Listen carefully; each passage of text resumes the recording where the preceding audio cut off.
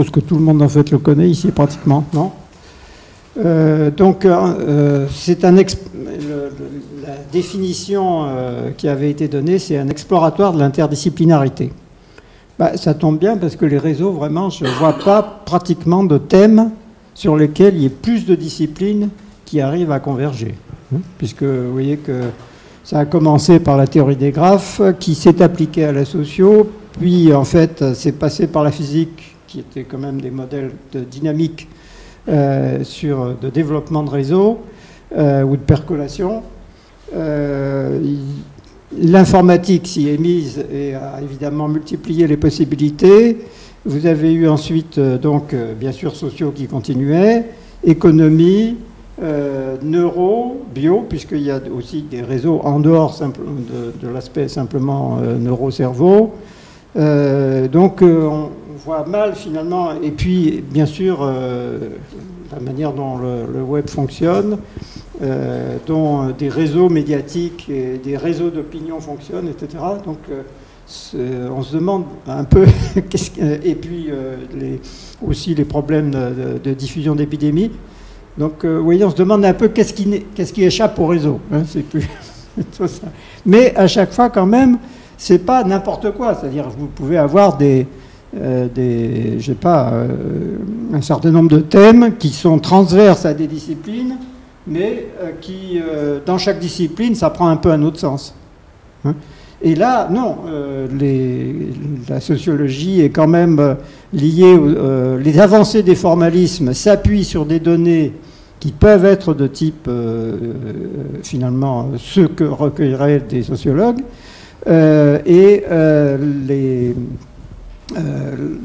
ensuite, les outils conceptuels et formels sont réinterprétés, donnent lieu à des réinterprétations sociologiques ou économiques.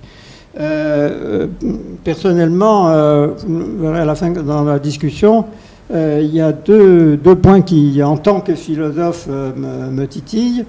C'est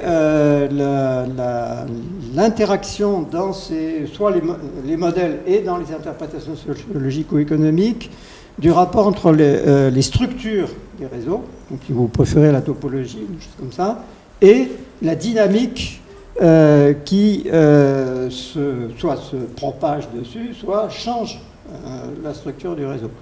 Donc il y a, semble-t-il, au fond maintenant, c'était un thème qui était, quand j'ai commencé des recherches en épistémologie qui étaient liées à des histoires d'auto-organisation. En fait, les notions de coévolution, par exemple, sont maintenant vraiment bien documentées par les réseaux. Et alors l'autre point qui est rarement mentionné, en revanche, mais qui évidemment est important en sociologie, c'est qu'est-ce que nous représentons des réseaux.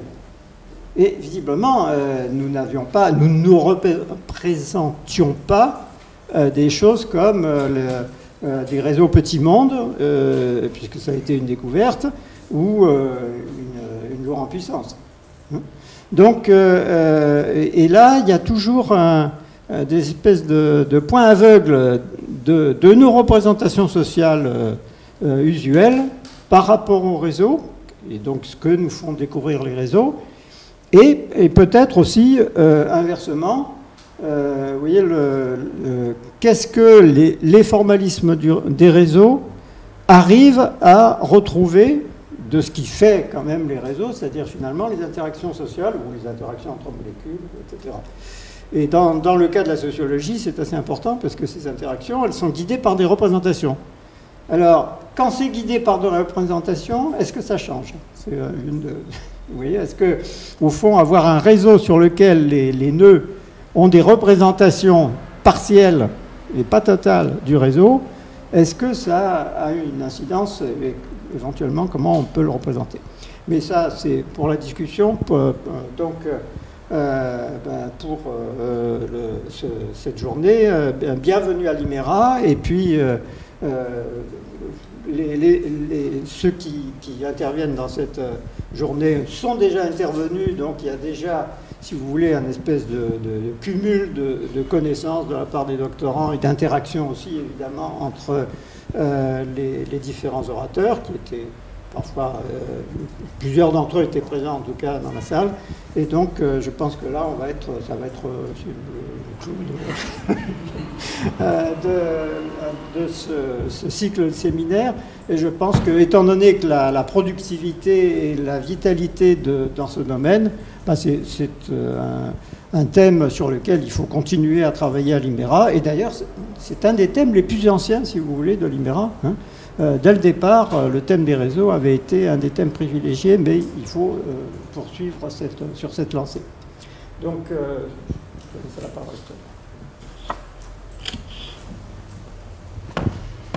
Merci Pierre. Bon, on va continuer par les présentations sous forme de présentation des personnes qui sont intervenues dans le séminaire, qui avaient une vocation pédagogique, mais à qui on a demandé explicitement de faire un peu le trajet vers l'interdisciplinarité, c'est-à-dire pas parler de son travail, ou peu, donner des exemples, si bien sûr ça peut éclairer, mais de réfléchir à cette question d'interdisciplinarité. Alors je vais commencer, pour des raisons pas très raisonnables, peu importe. Voilà, je le vois. Parce que oui, déjà on s'était dit que pour les séminaires, les exemples des sciences sociales étaient parfois plus éclairants au début en tout cas.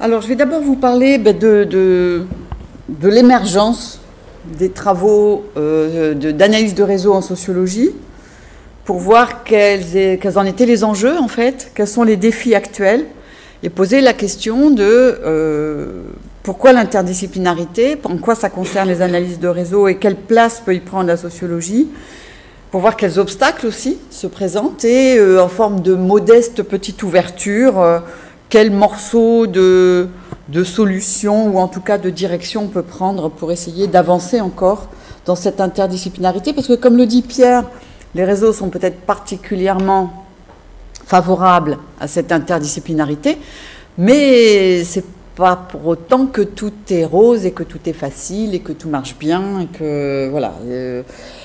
Donc c'est là où je pense qu'on peut pas mal avancer, c'est quand on a des routes ouvertes et puis voilà, il faut tracer des cheminements dans ces chemins-là. Alors, les analyses de réseau, on peut peut-être voir une forme de démarrage dans les travaux de Simmel, comme souvent d'ailleurs, au début du XXe, philosophe et sociologue allemand, qui a en quelque sorte préparé le terrain. Pour étudier la société, il nous dit qu'il faut regarder là où il y a action réciproque de plusieurs individus.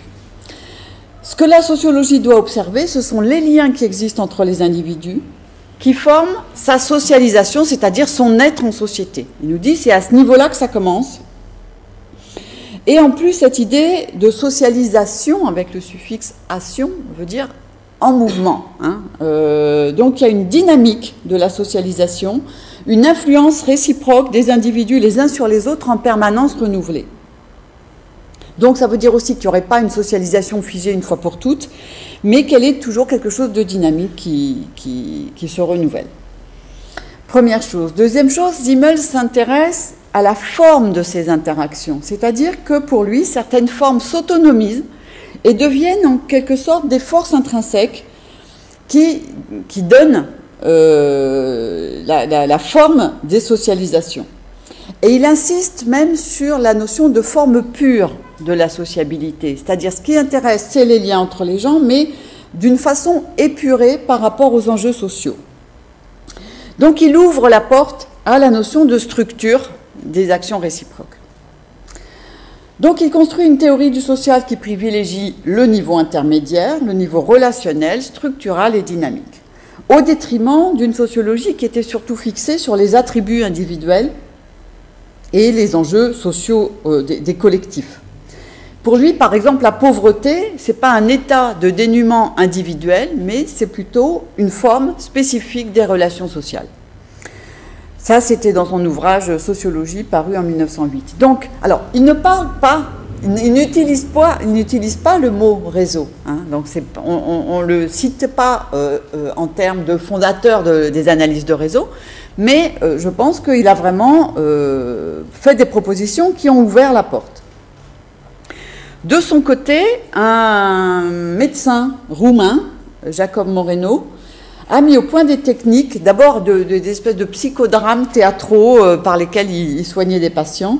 Puis il est parti aux États-Unis et il a mis en place la notion de sociométrie, qui consiste à mesurer les relations d'affinité et d'antipathie au sein d'un ensemble d'individus. Il dresse ainsi le sociogramme des sympathies et des antipathies au sein d'une institution de jeunes filles délinquantes. Il prend l'ensemble de ces jeunes filles et il trace des relations d'antipathie et de sympathie. Et il fait par là émerger des structures relationnelles qui transgressent les divisions entre les bâtiments dans lesquels elles ont été affectées et les distinctions ethniques qui, aux États-Unis, évidemment, étaient très importantes et le sont encore. Donc, là aussi, premier mouvement, et là pour le coup, première série de mesures très précises qui débouchent sur la théorie des graphes dont parlait Pierre et qui ont donné un outillage déjà. Mais le premier à vraiment mentionner l'idée de social network, c'est de donner le terme, c'est John Barnes qui en 1954 travaille sur l'ensemble des relations informelles dans une petite île de Norvège. On voit qu'à chaque fois, c'est un ensemble bien délimité quand même, qu'il s'agisse de l'ensemble, de la prison pour jeunes filles délinquantes ou l'île. Voilà, c'est un lieu fermé. Mais justement, l'idée, c'est de montrer quels sont les liens interindividuels qui peuvent traverser les organisations. En l'occurrence, là, en Norvège, c'était les organisations politiques et économiques. Il montre qu'il y a d'autres relations qui émergent. Il dépasse l'utilisation métaphorique du terme, il dit voilà, c'est ça un réseau. Et il pose aussi quelques jalons d'études structurales, il définit ce que c'est que la densité, il parle de la transitivité des relations et aussi des chaînes relationnelles. Et il montre que ce réseau transgresse les frontières de l'île aussi, c'est-à-dire sort de l'île et peut aller au-delà dans le monde. Donc on voit déjà un déplacement important pour l'époque, où on raisonnait par catégories substantives, les pêcheurs, les villages, les familles, les jeunes, etc. On montre des structures relationnelles qui transgressent ces limites. À partir de là, il y a deux courants assez distincts qui se développent. Le courant purement, en tout cas fortement structuraliste, surtout aux États-Unis et en Hollande, où ce qui est important, c'est la position dans la structure du réseau. On oublie les lieux, les contextes, les appartenances, les caractéristiques sociales et individuelles pour, comme disait Simmel, trouver la forme pure. Et un courant plus anthropologique dans lequel les individus sont vraiment inscrits dans des contextes. Leurs relations sont primordiales, mais on étudie l'articulation entre ces relations et les histoires individuelles, les rôles et les contextes. Donc, les apports de cette perspective, c'est déjà de raisonner en termes de transversalité par rapport aux groupes sociaux. Le réseau rassemble des individus qui sont inscrits dans des groupes divers, dans des classes sociales, des groupes professionnels, des villages, etc.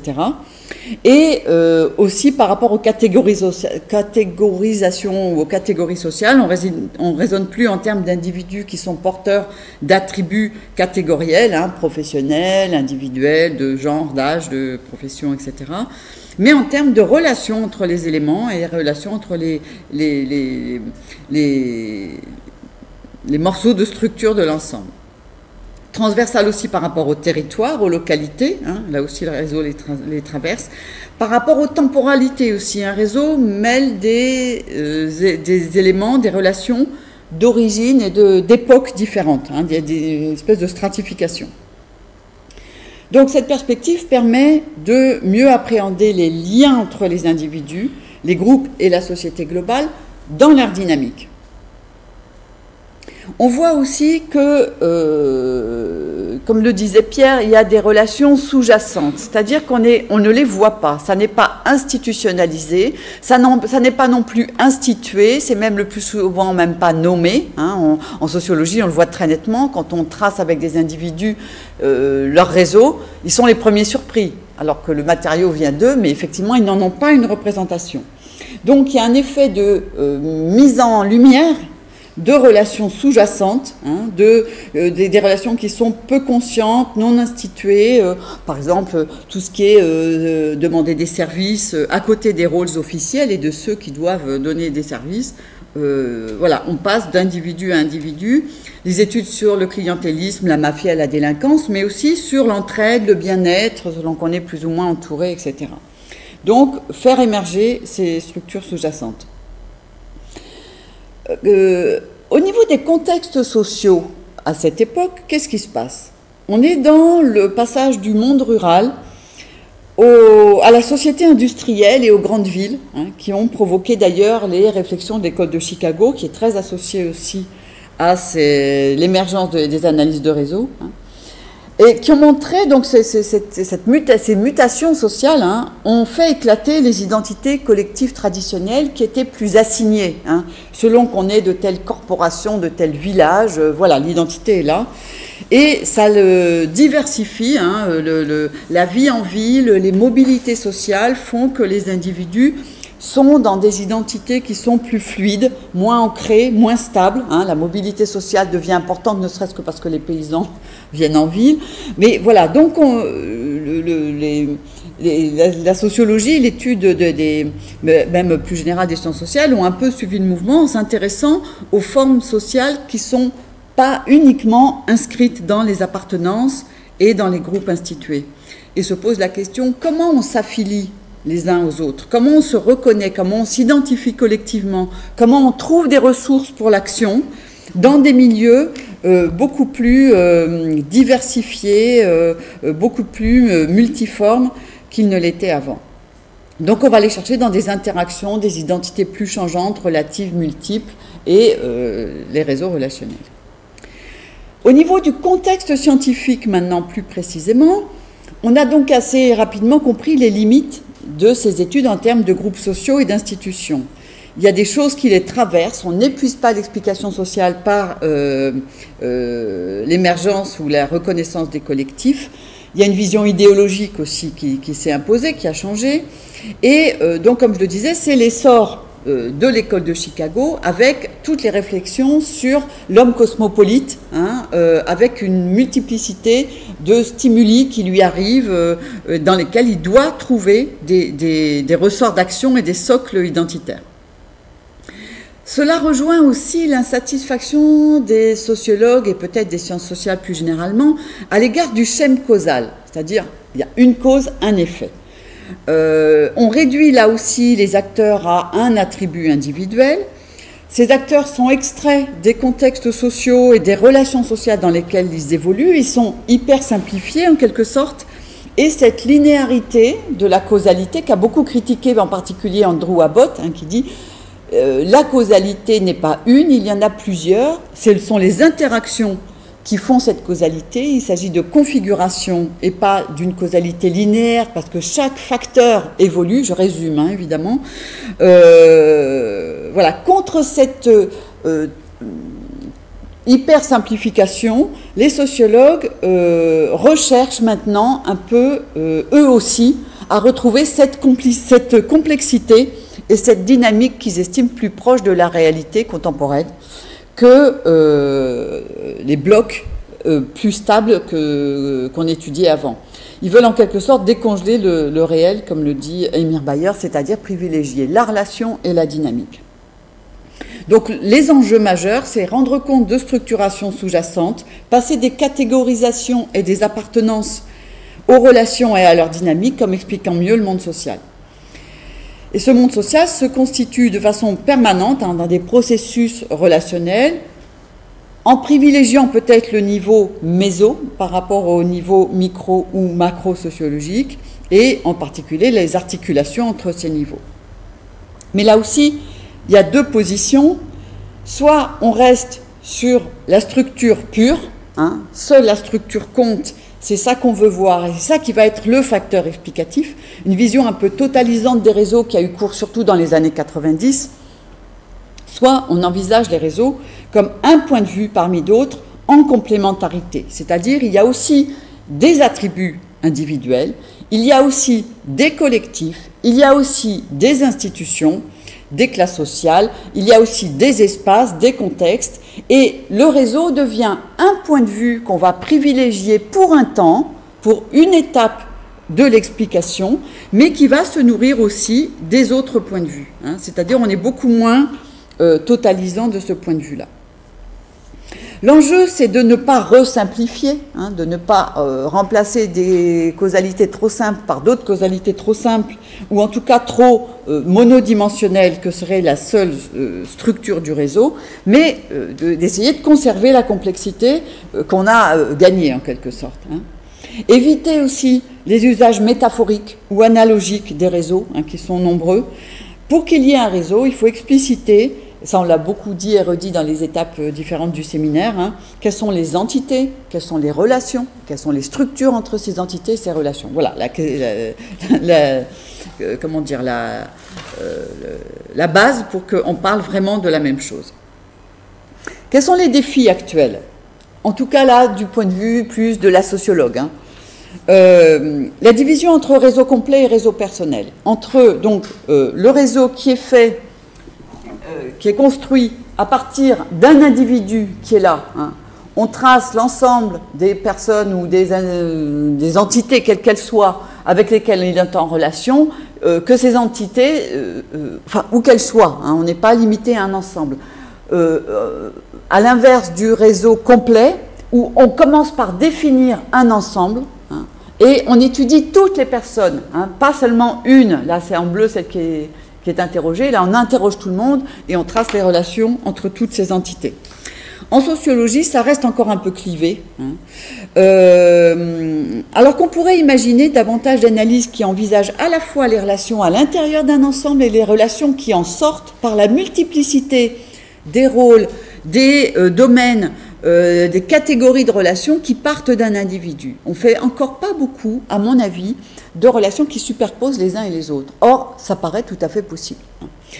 Une autre voie, c'est celle des chaînes relationnelles, comme le fait Milgram ou Granovetter, c'est un exemple aussi, mais finalement, malgré ces exemples hyper connus, on ne travaille pas tant que ça, finalement, aujourd'hui, les chaînes relationnelles. Or, typiquement, c'est ce qui permet d'articuler des individus et des institutions, par exemple. Voilà. Alors, ça nous amène aux analyses multiniveaux, qui envisagent les deux dimensions de l'entité et de l'ensemble. Là, par exemple, sont des réseaux d'individus et d'organisations. Et en fait, ce qui fait la force de la démonstration, c'est de montrer que ce sont lors des mouvements d'un niveau à l'autre que la réalité se construit le plus nettement.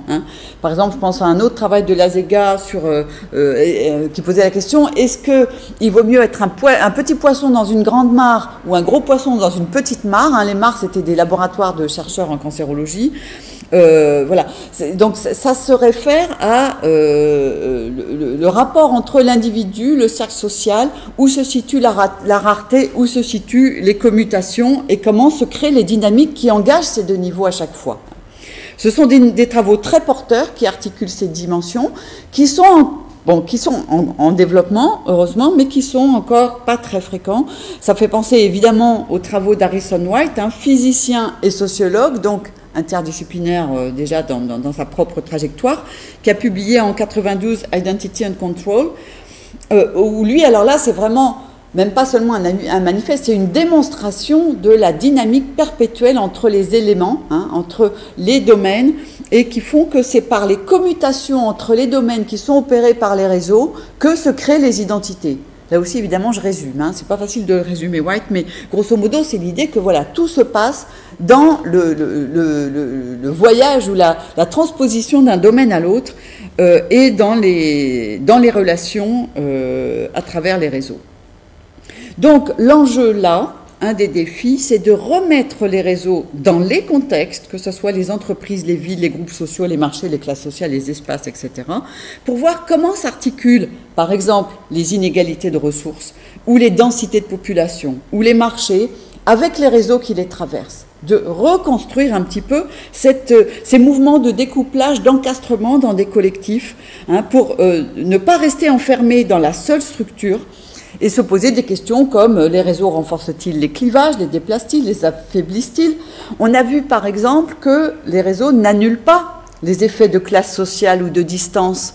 La structure ne remplace pas ces effets-là. Donc il faudrait, on a voulu le croire à un moment, en affirmant que c'était le paradigme de la mobilité, de la modernité, tout est réseau et on ne regarde que ça. Mais non, pas du tout. On retrouve les classes sociales, on retrouve les effets de distance, etc. Donc comment se construisent ces articulations entre les réseaux et les contextes? Il me semble que c'est un défi à relever maintenant. Comment ces réseaux s'encastrent dans et avec les contextes? On ne le sait encore que de façon trop partielle.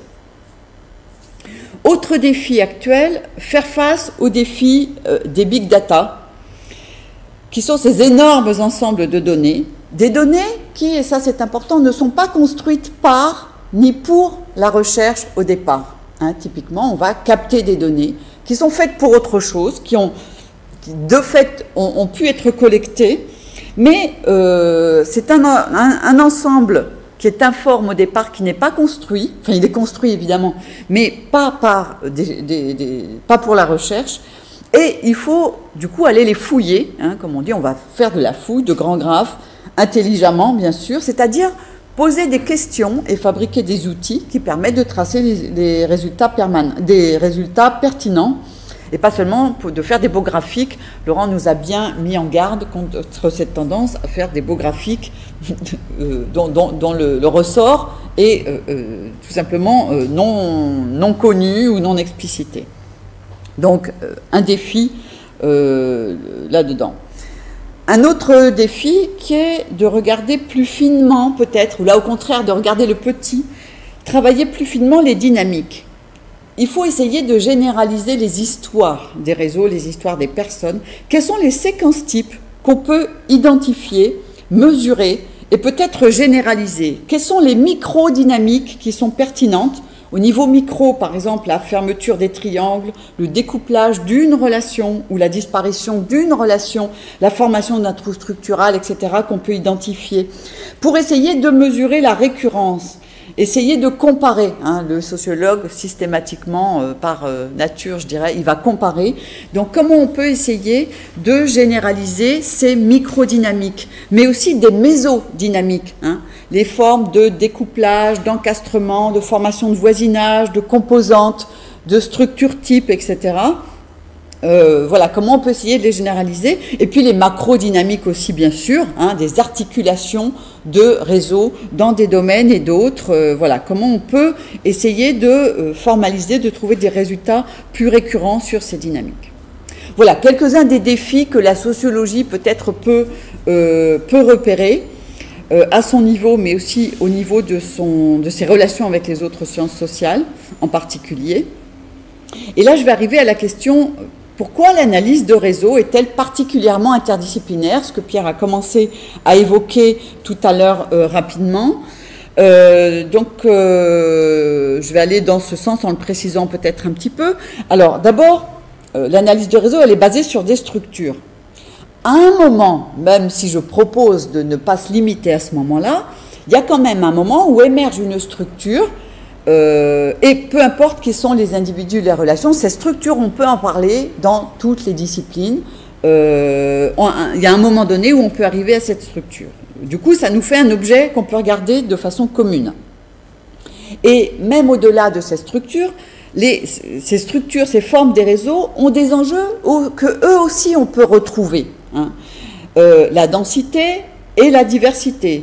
Les trous structuraux, la segmentation, le pont, la rareté du lien central qui va connecter des morceaux qui sinon seraient dissociés, etc.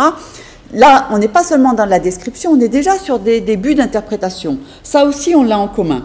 L'attention portée à la dynamique, là aussi, qui est arrivée un petit peu avec peut-être un peu plus tard, mais quand même, qui a été très rapidement intégrée dans les questions d'analyse de réseau.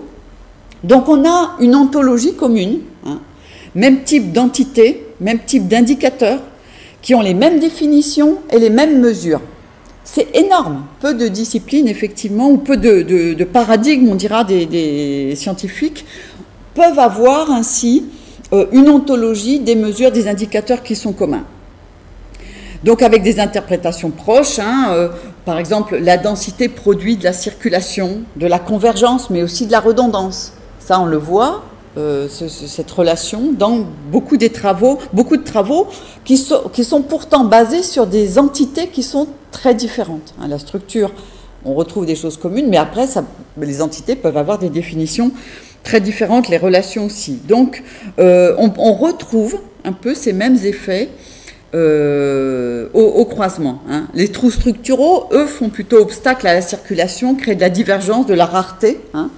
Le fait que la centralité soit un point clé, que les clusters fassent des synergies, mais internes, qu'il y a des effets d'attachement préférentiel, à savoir on choisit plus celui qui a déjà été choisi, etc.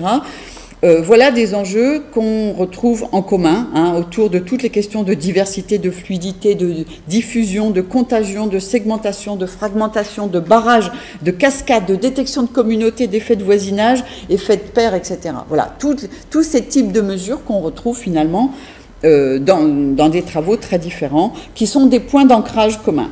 On se parle, on se lit, c'est déjà pas mal, mais on peut peut-être aller plus loin. Et ça, ce réseau, c'est le réseau des citations entre des auteurs qui citent Milgram ou qui utilisent Small World dans leur titre. Donc on se dit, waouh, il est beau ce réseau, il est dense, on se parle beaucoup entre mathématiciens, physiciens, sociologues, économistes, etc. Sauf que quand on enlève Milgram lui-même, on voit que là, c'est pas pareil, il y a quand même déjà un fossé qui apparaît et qui clive beaucoup plus ce réseau. C'est anecdotique, mais voilà, c'est pour introduire l'idée qu'il y a quand même peut-être, le réseau n'est pas de densité 1, loin s'en faut, ce qui n'est pas forcément souhaitable non plus, mais quels peuvent être les points de difficulté, peut-être pas de blocage, mais les points de difficulté. Point de vue de sociologue, là, donc c'est justement à discuter après avec vous dans cette journée. Pour moi, alors comme je l'ai dit tout à l'heure, le sociologue, il compare. Voilà, c'est son point de départ. Si on ne compare pas, on ne fait pas vraiment de sociologie. Donc, on va chercher des différences et des régularités. On ne parle pas de loi. Il n'y a jamais de 100% en sociologie. Il n'y a jamais de 0%. On ne peut pas non plus raisonner, toutes choses étant égales par ailleurs, parce qu'on ne peut pas extraire un facteur du contexte dans lequel il se produit. Et on ne peut pas, ou en tout cas, on a beaucoup de mal à le séparer des voisins. Voilà, il n'y a pas les sciences sociales ou historiques, comme l'a montré Passeron, s'éloignent en cela des sciences expérimentales. Et encore, il paraît que dans les sciences expérimentales, faire varier un seul facteur, c'est une illusion. À certaines échelles, ça marche. On regarde l'échelle d'en dessous, c'est pas vraiment séparé. Bon, là, je peux pas me prononcer là-dessus. Mais voilà, en tout cas, on ne peut pas faire varier un seul paramètre dans les sciences sociales.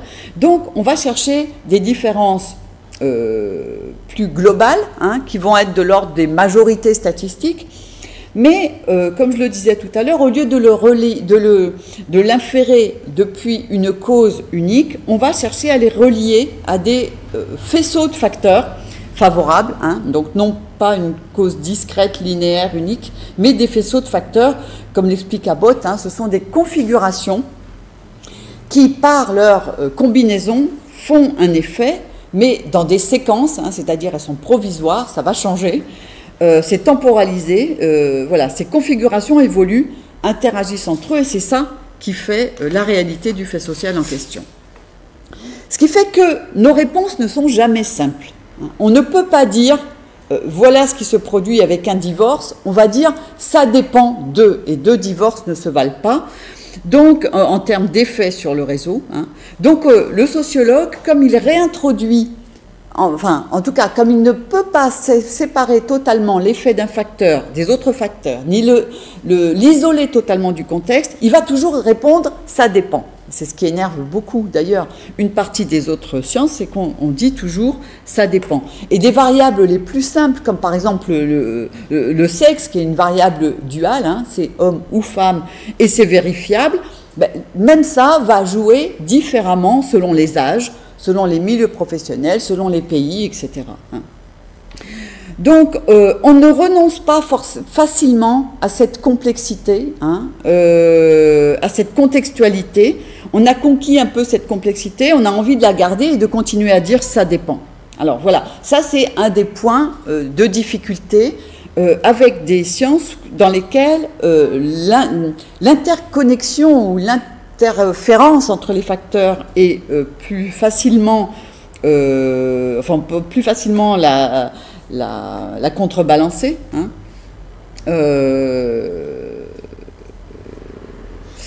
Voilà, alors je vais venir peut-être sur... je vais en faire un peu moins pour laisser un peu de temps. Je vais en donner un seul. Un exemple de difficulté. On reviendra sur les autres si on a envie. Un exemple de difficulté dans un travail interdisciplinaire et des petites ouvertures vers des solutions.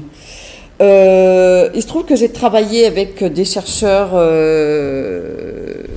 de Sciences Po et de Télécom ParisTech à partir des données d'une enquête qui s'appelle AlgoPol sur les pratiques numériques, en particulier les échanges Facebook. Et on s'est posé la question, est-ce que les réseaux sociaux numériques ressemblent aux réseaux personnels? Est-ce que, pour une part, comment est-ce qu'on peut les rapprocher et voir où se situent les différences? Alors, on a construit d'abord une typologie des structures des réseaux personnels avec deux collègues, Alain Degène et Michel Grossetti. Je ne vais pas m'attarder sur la méthode, hein, à partir de quatre indicateurs assez simples. On a construit une typologie non pas par indicateur, mais par structure des réseaux personnels dans l'ensemble, à partir d'une enquête qualitative auprès de jeunes, de 300 réseaux en dynamique. Alors, voilà un petit peu des profils types, hein, plus ou moins centrés, plus ou moins denses, dissociés, etc., où il nous a semblé qu'avec ces 6 structures typiques, on pouvait rejoindre nos résultats d'enquête de façon assez fiable. Et on est allé voir nos petits camarades informaticiens et sociologues aussi d'Algopol en disant... est-ce qu'on pourrait comparer, est-ce qu'avec les mêmes indicateurs, les mêmes seuils, en prenant des réseaux de taille comparable, on pourrait trouver la même chose ou pas? C'est-à-dire, est-ce que cette typologie, elle est valable, quelles que soient les données, quelles que soient les enquêtes, quelles que soient les méthodes? En tout cas, au niveau de nos deux enquêtes qui sont très contrastées, eux, ils sont sur des millions de données, nous sur 300 réseaux, voilà. Alors, déjà, on a assez vite éliminé les réseaux Facebook en eux-mêmes, parce qu'il y a beaucoup trop d'altères, la taille des réseaux est beaucoup plus importante, je ne sais plus quelle est la moyenne, mais en tout cas, voilà, c'était... Donc on les a réduits au niveau des commentateurs sur Facebook. Déjà parce que on interagit, enfin on fait des commentaires, on fait moins de commentaires sur Facebook qu'on a d'amis sur Facebook, et en plus ça résulte d'un acte volontaire, je vais cliquer et je vais commenter, qui peut peut-être se rapprocher plus d'un comportement social. Voilà, donc on a comparé ça, et puis on s'est aperçu assez rapidement que ça ne marchait pas. Hein, les indicateurs et les seuils ne fonctionnaient pas, en particulier sur la part des réseaux les plus centrés. Hein, donc les plus centrés, comme vous voyez là, c'est typiquement voilà, des réseaux comme ça, où il y a un alter qui concentre un petit peu plus que les autres la centralité d'intermédiarité sur lui. Alors, l'hypothèse explicative, c'est que c'est le problème de la conjugalité. Dans nos réseaux personnels, pour une part, il y a des conjoints. Or, le conjoint est un alter, mais qui a quelque chose d'un alter ego, c'est-à-dire, dans la vraie vie, on habite la même maison, on a une voiture, on va chez des amis avec la même voiture, on revient à la maison, etc. Je caricature, bien sûr, mais il y a des chances pour que les amis soient communs. Beaucoup plus que sur Facebook. Sur Facebook, c'est un travail solitaire en quelque sorte, on n'a pas besoin d'y aller, de prendre le temps qui serait familial, etc. Donc on s'est dit c'est peut-être un problème de conjoint. Donc on a enlevé les conjoints de nos réseaux, des réseaux personnels. Transgression majeure pour les sociologues évidemment, mais voilà, c'est assez facile à faire méthodologiquement. Pour essayer de voir ce qu'étaient les réseaux par rapport aux leurs. Et eux, de leur côté, ont essayé de détecter les conjoints dans leur réseau de commentateurs Facebook. Les conjoints, ils n'étaient pas déclarés hein, sur les comptes Facebook. Les gens déclarent s'ils sont en couple ou pas, mais ils ne disent pas avec qui. Donc, voilà. Alors, là aussi, ça n'a pas marché si bien que ça, parce que... en faisant dans nos recherches sociologiques, on a regardé quelles étaient les personnes les plus centrales. Or, la moitié seulement sont des conjoints. Je précise qu'il s'agit de réseaux de jeunes aussi. Hein. On trouve beaucoup des grands frères, typiquement. Hein. Pour les personnes les plus démunies, ça peut être la mère, un parent, hein, ou certains sont des cousins, des copains, etc. Mais il n'y a que la moitié de ces réseaux dans lesquels les conjoints sont là. Et puis, il y a des conjoints qui ne sont pas du tout centraux, pour diverses raisons, sur lesquelles on peut revenir, mais ce n'est pas forcément intéressant aujourd'hui. Donc on revient sur notre « ça dépend ». Ben oui, ça dépend de l'ancienneté du couple, ça dépend du milieu social, ça dépend voilà, de différents facteurs, le fait que le conjoint soit un alter ego ou pas.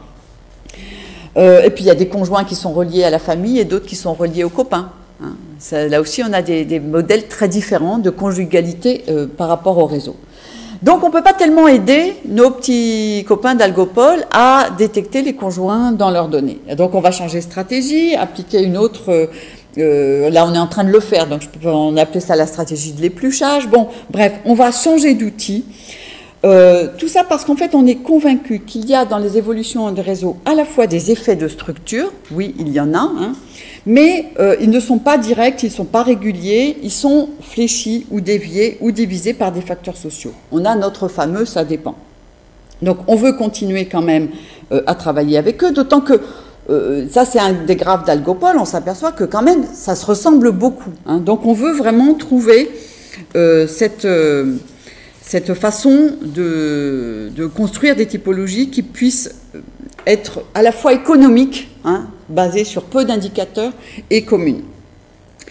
Eux, ils ont des grands nombres, ils ont de la dynamique. Nous, on a de la dynamique aussi, mais on a surtout des explications par ego qui parlent, qui va dire, bah oui, mais lui, il connaît mes copains parce que c'est mon frère et qu'il fait de la musique et que mes copains aussi et que du coup, on fait des choses ensemble. Ou bien, bah lui, c'est un copain d'enfance, donc il connaît, il fréquente mes parents, mes frères et sœurs parce que quand j'habitais chez mes parents, il les fréquentait, etc. Bon, voilà, on a des explications. Donc, l'idée, c'est comment on peut essayer de construire un travail intermédiaire entre cette enquête-là et les nôtres, ou bien entre d'autres enquêtes à d'autres échelles qui fassent intervenir d'autres disciplines. Alors, les sociologues, ils ont l'avantage d'avoir des personnes qui parlent et qui peuvent expliquer des choses. Mais attention, c'est un piège aussi. D'abord, on ne peut pas s'y limiter. Les gens n'ont pas justement la conscience de leur réseau. C'est relation par relation qu'on leur fait tracer leur réseau. Ça prend du temps. Ça peut méconnaître un certain nombre de facteurs, de dynamiques. Bon. Mais comme on pense qu'il y a un lien entre les deux, on s'acharne un petit peu à essayer de construire ce pont entre des bases de données et des unités qui sont extrêmement différentes. Donc il faut trouver un autre moyen, un entre-deux, une passerelle pour mieux articuler ces échelles. C'est une question d'échelle, mais pas seulement. Alors, pour terminer, une petite ouverture sur des types de solutions, en tout cas de démarches qui seraient à développer, à mon sens, dans toutes les analyses de réseaux interdisciplinaires ou transdisciplinaires. D'abord, il serait peut-être plus simple de concevoir des enquêtes ensemble. Je sais que certains le font, pas encore assez à mon avis. Ça serait quand même bien plus simple si dès le début, on travaillait ensemble et qu'on disait à notre camarade de la discipline d'à côté, ben nous, pour interpréter, on aura besoin de ça. Donc, est-ce que tu veux bien le mettre dans ton protocole d'enquête? Voilà. Ça paraît évident, mais ça pourrait aider. Alors, une autre proposition que je pourrais appeler peut-être la stratégie de l'ascenseur. Je parlais d'échelle, hein, de rapprocher des échelles ou de construire des passerelles. Le problème de l'échelle, c'est qu'elle est assez rigide. Le problème de la passerelle, c'est qu'elle intervient seulement à différents niveaux. L'ascenseur, l'avantage, c'est que c'est un ensemble. Il peut y avoir plusieurs personnes, plusieurs données, plusieurs résultats dans l'ascenseur. Et l'ascenseur, il monte et il descend. Pourquoi c'est intéressant? Parce que c'est l'idée qu'on pourrait, dans chacune des deux enquêtes, construire un module intermédiaire qui permettrait de valider le saut entre une série de résultats de l'enquête 1 et une série de résultats de l'enquête 2, faire en quelque sorte un module ou bien une troisième enquête, hein, à validité statistique intermédiaire ou autre que statistique explicative, entre les millions de commentateurs, par exemple, et les 100 enquêtés qui parlent, hein, mais ça pourrait être dans d'autres types d'enquêtes et d'autres types de modèles aussi. Voilà, un dispositif intermédiaire entre une échelle et une autre, entre un niveau et un autre, hein, dans les analyses multiniveaux, entre des enquêtes et des modèles, par exemple, hein, aussi, et qui ferait l'ascenseur, c'est-à-dire qui, par moment, remonte vers l'une, qui revient avec des résultats.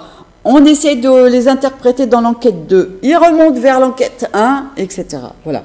Est-ce que ça pourrait pas aider à vérifier la solidité, la validité, surtout la plausibilité du modèle par cet ascenseur itératif qui fait le va-et-vient entre les deux niveaux? Ça permettrait de tester les lois, ou en tout cas les majorités statistiques à des niveaux plausibles, dans des régularités qui soient satisfaisante, mais surtout interprétable par les deux disciplines. Je vous remercie.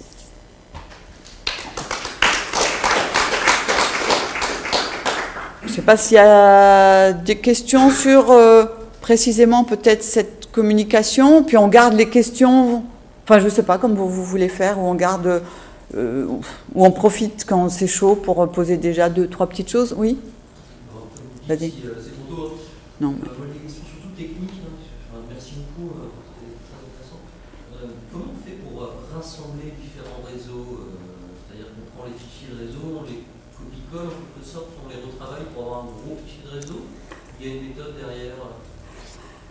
On a des indicateurs pour chaque réseau qu'on peut mettre dans un fichier SPSS et faire des statistiques. Par exemple, par exemple, dans cette enquête Algopol, comme on a fait, enfin, on prend par exemple, on se pose la question, est-ce qu'il y a un individu dont la centralité d'intermédiarité est très au-dessus de celle des autres dans son réseau? En fait, on construit des indicateurs intermédiaires là aussi, hein. Par exemple, au lieu de partir de la centralité de degré, qui est juste le nombre de connexions, on a pris la centralité d'intermédiarité, mais on l'a reportée au niveau du réseau. En se posant la question, est-ce que la centralité d'intermédiarité de celui-là, est-ce qu'elle est très au-dessus de celle des autres? Quand elle est très au-dessus, on dit, là, il y a un individu extrêmement central, donc on intègre cette donnée dans le fichier de l'ensemble des réseaux, et on dit, il y a des réseaux où il y a un alter particulièrement central, et il y en a d'autres où il n'y en a pas. Hein, dans le reste de la typologie, voilà, par exemple là, il y a une toute petite et un petit écart peut-être de cela, et encore c'est pas très net là sur ce. On a amélioré les représentations graphiques depuis, mais là j'ai pas eu le temps de les reporter là. Mais c'est pas très net. Donc voilà, après on fait des et on regarde. À qui appartiennent ces réseaux? Est-ce qu'ils sont en couple, pas en couple? Depuis combien de temps ils sont en couple? Est-ce qu'ils ont des enfants, etc. Et après, on fait varier toutes ces... Voilà. Je ne sais pas si ça répond à ta question. Oui, oui, merci beaucoup. Bon, oui, Pierre. C'est sûr, il me semble que la notion de contexte, là, tu la prends comme une sorte d'environnement donné. Alors que si on regarde, par exemple, dans les théories de logique de l'argumentation, le contexte il se manifeste par le fait que l'inférence qui était valide dans un certain contexte, dans un ensemble de formules, ne l'est plus si on rajoute une formule qui va justement changer le contexte. Et donc c'est le changement Alors là, par exemple, le changement d'un mariage, donc il y a un changement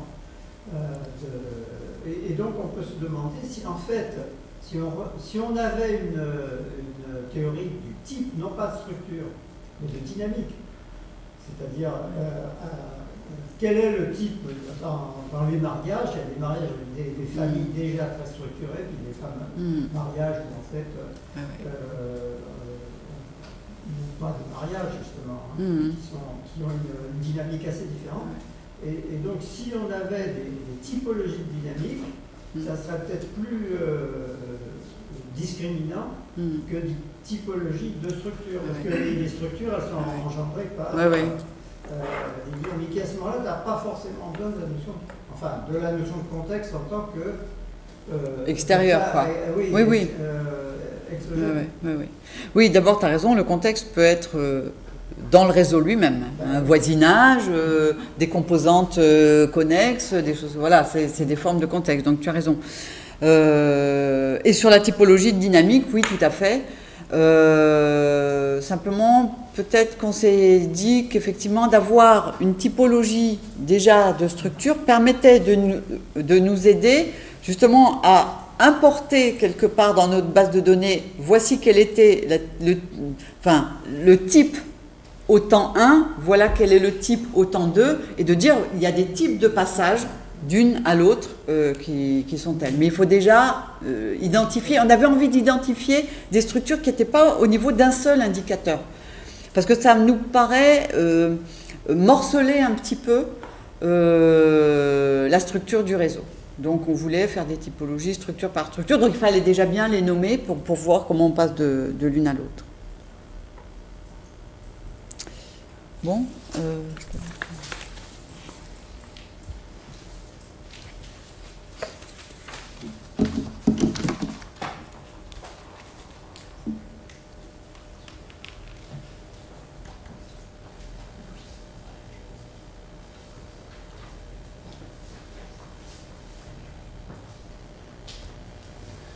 Bonjour.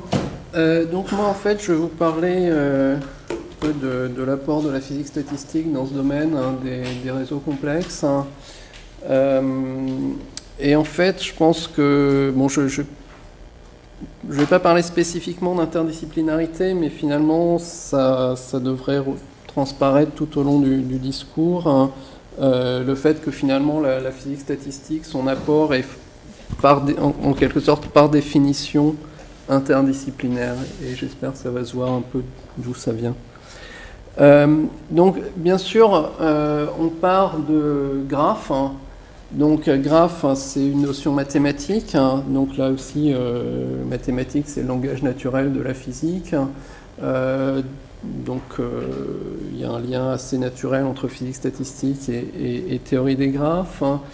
Donc un graphe, on en a vu avant, finalement c'est une représentation abstraite dans tous les schémas que vous a montré Claire avant. Finalement ce qu'elle vous montrait c'était des graphes, des points avec des liens, et en fait là où l'interdisciplinarité va se construire naturellement, c'est que ce langage très abstrait, il peut représenter des choses très très différentes.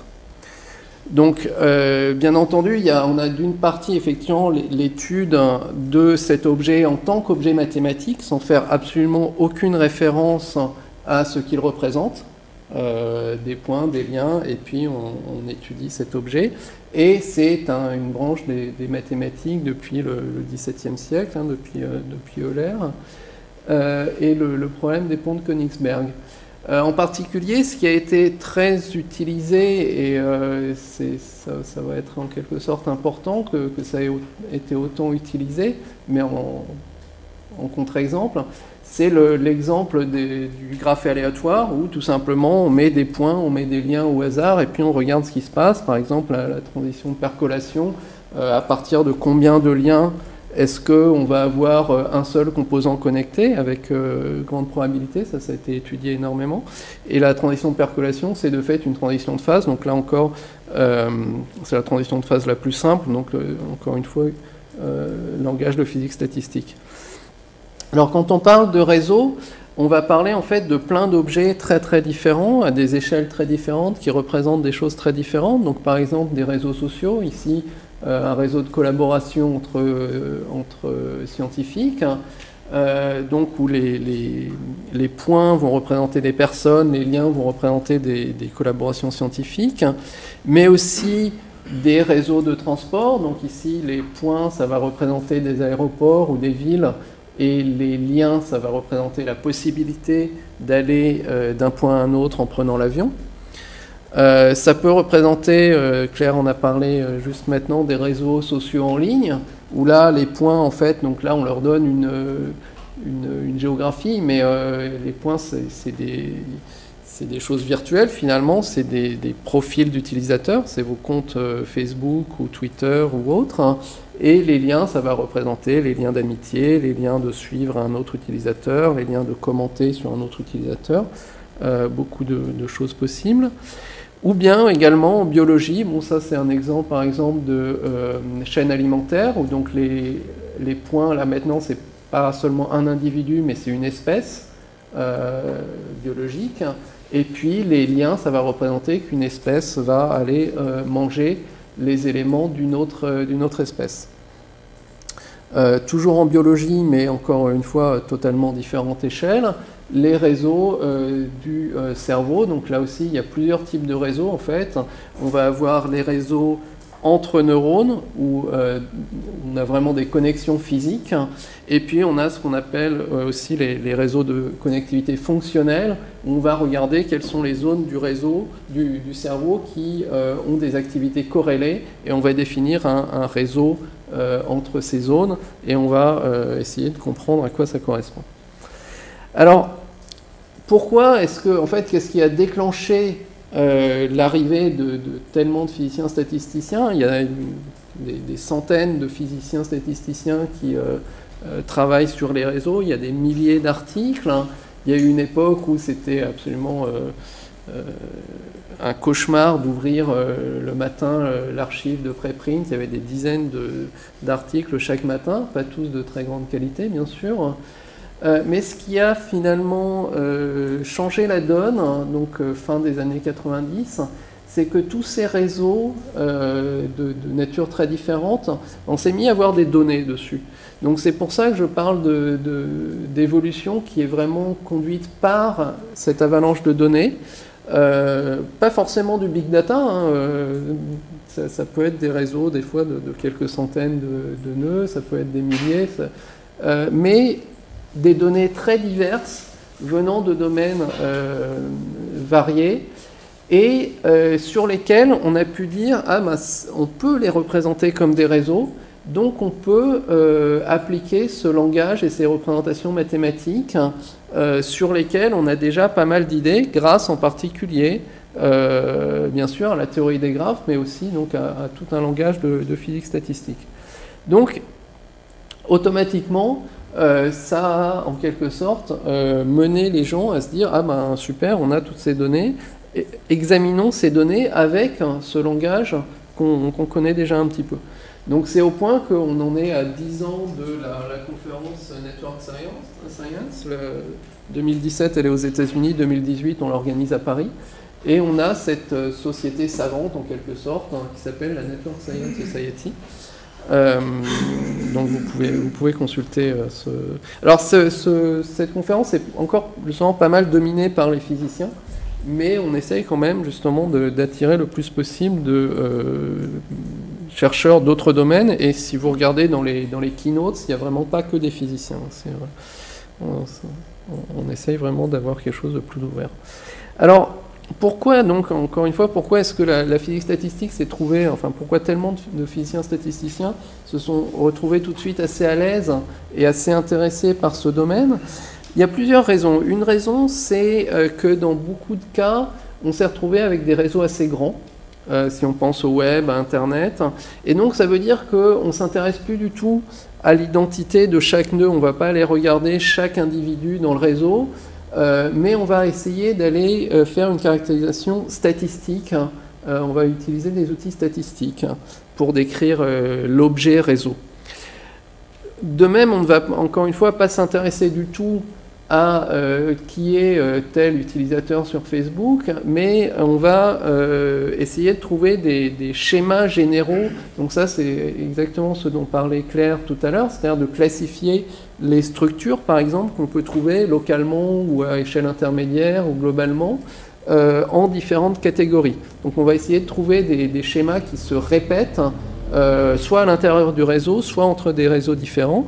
Et de fait, quand on a commencé à regarder les réseaux, on s'est aperçu qu'il y avait un certain nombre de propriétés qui, une fois qu'on utilisait le langage mathématique des réseaux, étaient communes, je mets similaires, à des réseaux a priori qui n'avaient rien à voir, comme des réseaux biologiques ou des réseaux d'infrastructures. Par exemple, les propriétés de réseaux sans échelle, de petits mondes, de communautés, etc., etc. Donc beaucoup de propriétés qui sont communes dans des objets différents. Si on utilise le même langage mathématique, ça tout de suite les physiciens commencent à penser à de l'universalité, à des mécanismes généraux, etc.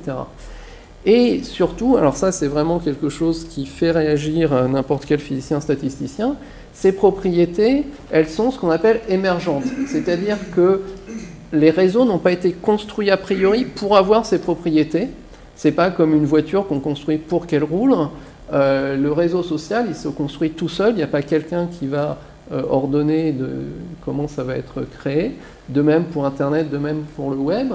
Et donc ça veut dire que si ensuite on trouve de ces propriétés émergentes qui sont très communes, très similaires dans des objets très différents, le physicien va se dire, bon, il pourrait y avoir des mécanismes assez génériques qui m'expliquent comment on va passer de ce qu'on sait, c'est-à-dire les interactions au niveau des nœuds et des liens, à des propriétés macroscopiques au niveau du réseau. Alors ça, c'est finalement le fondamental en physique statistique, c'est comment on passe d'un niveau microscopique qu'on comprend éventuellement bien à un niveau macroscopique, fondement de la physique statistique, comment on passe des propriétés des molécules qui forment les gaz qui nous entourent aux propriétés thermodynamiques, température, pression, etc. Donc ça, c'est vraiment assez naturel pour des physiciens d'aller se dire, bon, bah, est-ce qu'on va pouvoir comprendre comment on va du micro au macro. Et puis, finalement, ces réseaux sont souvent le siège de processus, donc par exemple des processus de diffusion, de synchronisation, de propagation d'épidémies, et beaucoup de ces modèles sont finalement à la base des modèles qui ont été extrêmement étudiés en physique statistique, à la base pas forcément sur réseau. Donc par exemple les marches aléatoires, c'est à la base de la diffusion, et les marches aléatoires, c'est vraiment, encore une fois, un des modèles les plus simples étudiés en physique statistique. Alors, les physiciens ont contribué dans plein de directions, mais en particulier le fait, finalement, je reviens à mon point sur les graphes aléatoires qui étaient finalement l'objet d'étude fondamentale en mathématiques. Quand on a eu ces données, on s'est rendu compte que leur représentation mathématique en termes de graphes n'avait finalement pas grand-chose à voir avec les graphes aléatoires qu'on connaissait si bien. Donc ça voulait dire que plusieurs choses. D'une part, ça veut dire qu'il faut des outils de caractérisation de leurs propriétés qui soient différents de ce qu'on avait avant. D'autre part, qu'il faut comprendre comment ça se fait, c'est-à-dire quelles sont ces approches de modélisation qui nous permettent de comprendre pourquoi, à partir d'interactions locales, on va avoir un graphe qui n'a rien d'aléatoire, qui est beaucoup plus complexe que juste aléatoire. Et puis, ça va naturellement nous demander quel est l'impact de ces structures non triviales, non simplement aléatoires, sur les processus dont je parlais tout de suite, comme par exemple les phénomènes de propagation. Donc bon là je cite quelques papiers fondateurs dans ce domaine, Barabasi-Albert sur l'attachement préférentiel qui montre l'émergence de graphes avec des distributions larges, Albert Djerong-Barabasi qui montre que ces réseaux sont à la fois fragiles et résilients, Pastor Satoras Vespignani qui regarde la propagation sur des réseaux sans échelle. Alors, bien sûr, on reste quand même dans une approche qui, et là, donc encore une fois, pour moi, c'est un des endroits où la physique statistique devient naturellement interdisciplinaire, c'est que finalement, on oublie d'où viennent ces réseaux en première approche, et on va juste dire, bah, on a l'outil finalement qui est l'outil mathématique représenté par un graphe. Et donc on va typiquement oublier les propriétés internes des nœuds, on va oublier les contextes, et on va faire des premières approches où on va juste regarder finalement la structure d'un nœud. En particulier, il y a des approches analytiques où on considère que un nœud n'est caractérisé que par son nombre de voisins.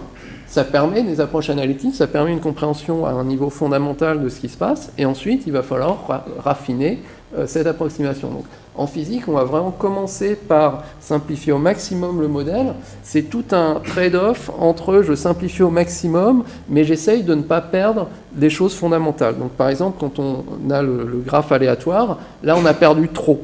Donc, on a trop simplifié. Donc, on commence à recomplexifier petit à petit.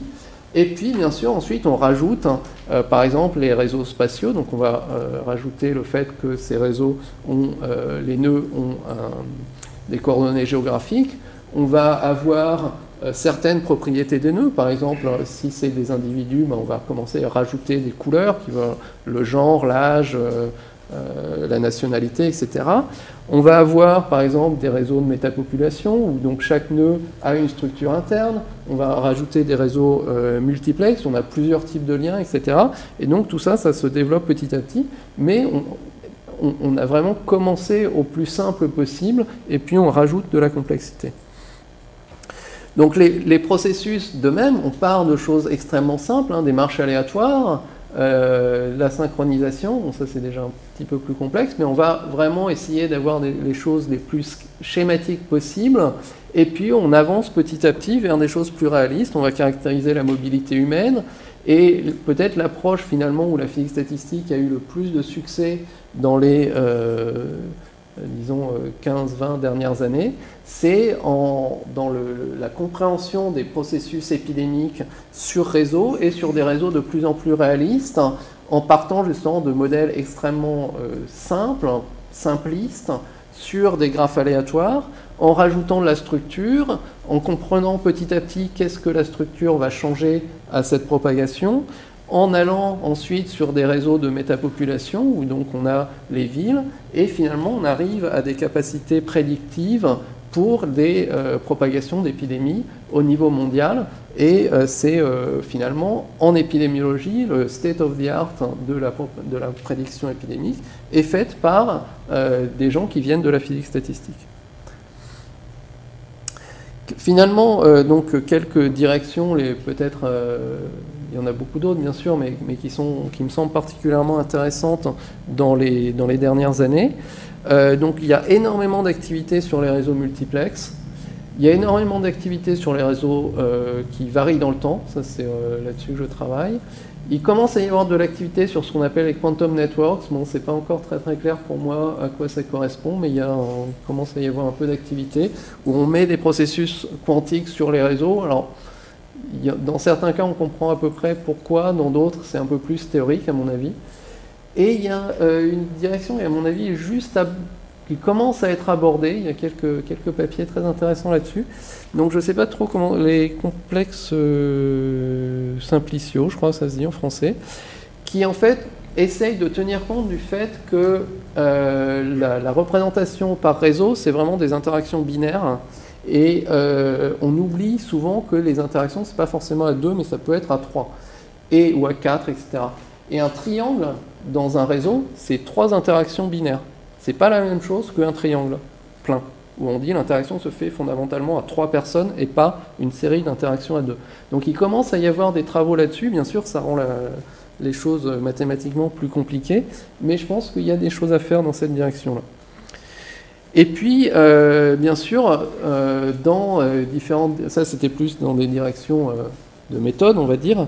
Mais en ce qui concerne des interactions avec des disciplines différentes, donc j'ai déjà parlé de la modélisation d'épidémies, il y a des questionnements extrêmement importants qui sont quasiment pas abordés. Enfin, tout le monde sait que c'est un gros problème, mais on n'a pas encore vraiment de compréhension de comment il faut faire. C'est de mettre ensemble des échelles différentes. Je parlais des échelles mondiales. Il y a des échelles, bien sûr, à un niveau beaucoup plus limité, type une école, où là aussi on comprend à peu près ce qui se passe. Mais mettre ensemble les différentes échelles, c'est vraiment pas facile.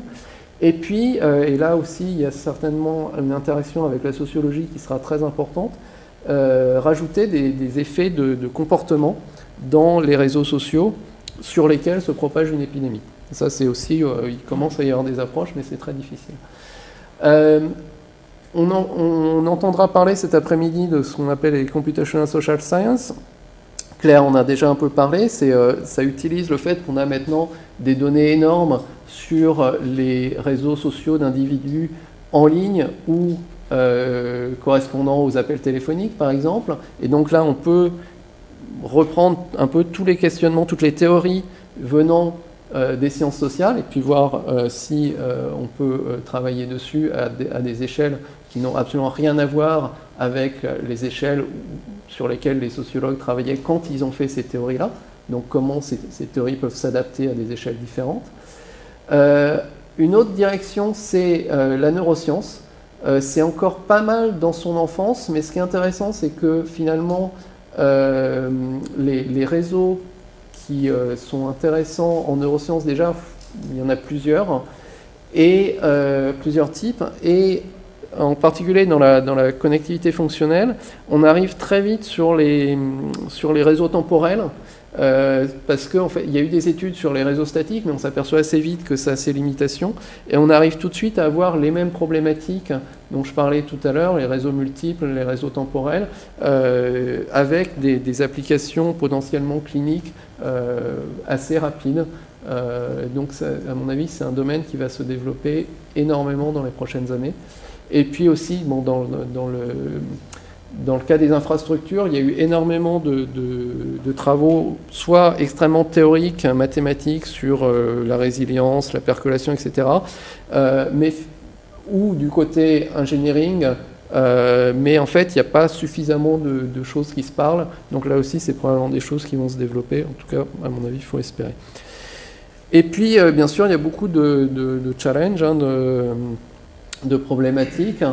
D'un point de vue théorique, donc j'en ai déjà un peu parlé, des échelles multiples, les dépendances entre différents réseaux, les réseaux temporels. Sur les données, il y a énormément de challenges. Donc je vous ai dit, tout ça c'est né en fait par les données, mais on a souvent des données qui sont incomplètes. Donc comment gérer les données incomplètes, comment comprendre comment elles impactent ce qu'on mesure, ce qu'on modèle, ça c'est des choses sur lesquelles il commence à y avoir des travaux. Comment obtenir des données meilleures, c'est-à-dire on mesure une partie, on sait que c'est incomplet, est-ce qu'on peut avoir une idée, on peut inférer où est-ce qu'il manque des liens. Accès aux données, partage des données et problème de vie privée. Quand vous lisez des études qui utilisent des données sur Facebook, sur les appels téléphoniques, etc., c'est des personnes derrière, donc comment est-ce qu'on peut protéger à la fois la vie privée des gens, mais en même temps avoir des données qui soient le plus possible en open access pour que des scientifiques puissent travailler dessus. Ça, c'est vraiment une énorme problématique. Et en termes de processus, bon, bah, là aussi, il y a beaucoup de questions ouvertes, sur, en particulier, encore une fois, sur les processus de diffusion. Donc moi, je pense tout de suite à l'épidémiologie. Problème d'échelle. Est-ce que si on étudie quelque chose sur un petit réseau, ça va être la même chose sur des grands réseaux? Qu'est-ce qui est universel? Qu'est-ce qui dépend des modèles spécifiques qu'on utilise? Et bien sûr, lien encore une fois avec plutôt des sciences sociales, tout ce qui est coordination dans une population sur un réseau social, émergence d'un consensus, etc. Et puis contrôle, il y a beaucoup de choses sur théorie du contrôle. Est-ce qu'on peut contrôler des réseaux sociaux, les influencer? Il y a eu un peu de travaux qui montrent qu'il existe des phénomènes d'influence. Donc c'est à la fois, bien sûr, c'est bien et pas bien. Ce qu'il faut voir, c'est qu'il y a énormément de...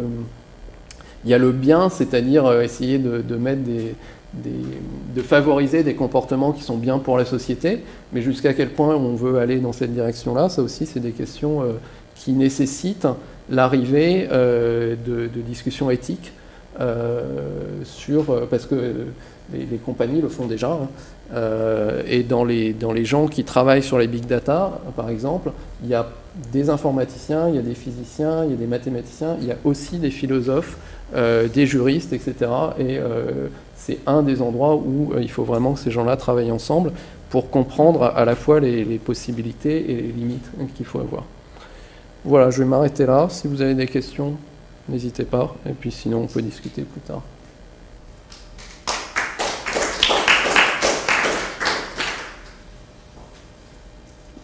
Merci beaucoup. J'ai une question. Moi, je cherche à rejoindre. Alors, j'ai un réseau, et j'ai alors, c'est un réseau dynamique, donc les nœuds apparaissent à un certain temps. Certains nœuds sont là depuis le début. Okay. Et j'ai énormément de temps de mesure. Concrètement, je fais une mesure toutes les 10 minutes et ad vitam aeternam.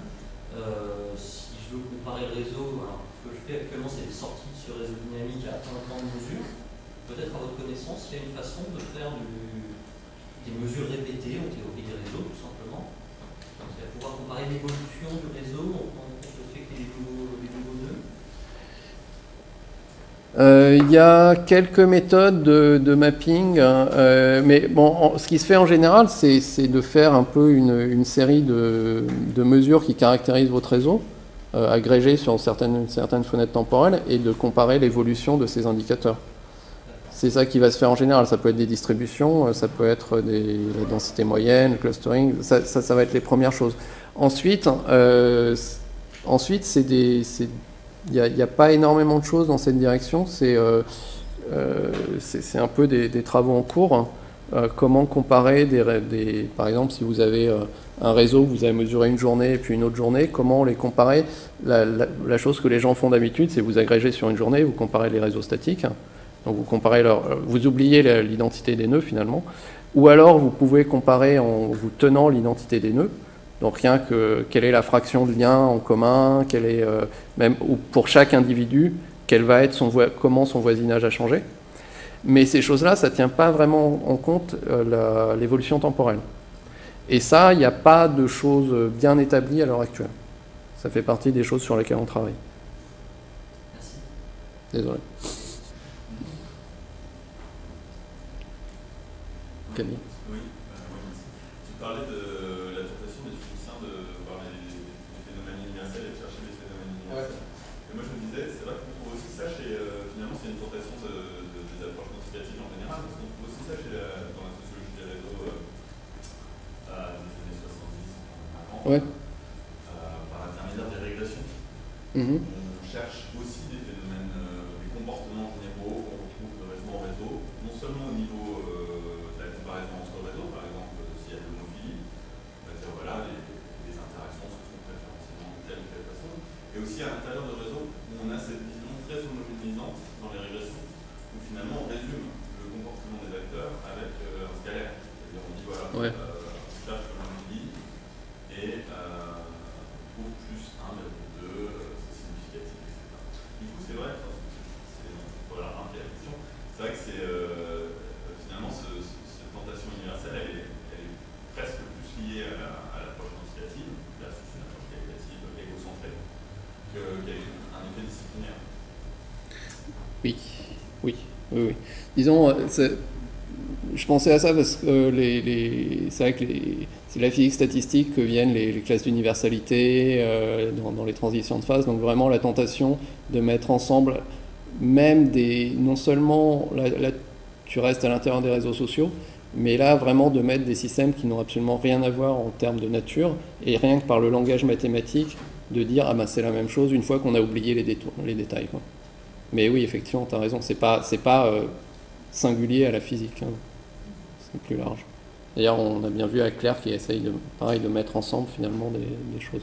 Ensuite, l'universalité en physique statistique dans les transitions de phase, c'est quelque chose d'extrêmement fort. Quand on dit universel, c'est vraiment la même loi mathématique. Là, je pense que dans les réseaux, on est obligé de relâcher un peu ça en disant c'est similaire. Et d'ailleurs, je pense que c'est quelque chose que les physiciens n'ont pas suffisamment fait au début, parce qu'ils ont commencé à parler de loi de puissance, etc. Et ça a rebuté un certain nombre de gens qui ont dit non, mais je fais une loi de puissance, ça n'a rien à voir. Enfin bon, bref. Donc faut aussi éventuellement renoncer à justement cette universalité trop forte. Et par contre, le langage de la similarité, ça permet de trouver des comme on a par exemple l'existence de communautés, l'existence du phénomène small world, qui peut-être parle plus effectivement vers la sociologie aussi, où finalement on va avoir une théorie au sens de la sociologie qui va s'appliquer, et pas la théorie mathématique, physique, avec les équations qui va forcément s'appliquer. Tu donnes un sens, tu ne donnes pas de sens mathématique à similarité, si, du tout. Tu peux la quantifier, mais l'idée, là non. Pas forcément de la quantifier. Enfin, là, si tu veux, moi, quand je dis les distributions de nombre de voisins sont larges, ça, c'est pas un vrai sens mathématique. Si je dis elles sont en loi de puissance, c'est un sens mathématique. Mais elles ne sont pas en loi de puissance. Enfin, ce que le physicien en fait veut dire et qui a souvent été mal compris, c'est il dit le modèle de la loi de puissance est plus proche de la réalité que le modèle du graphe aléatoire. Et en fait, à ne pas expliciter ça, ça a été mal compris. oui, C'est aussi simple que ça. L'action de Denis Plumin, qui avait passé ses données à des physiciens, lesquels ils ont truqué. Pour te dire les... Ah, ça, c'était pas moi. Et j'espère que c'était personne que je connais, parce que ça me fâcherait beaucoup. C'était pas dans...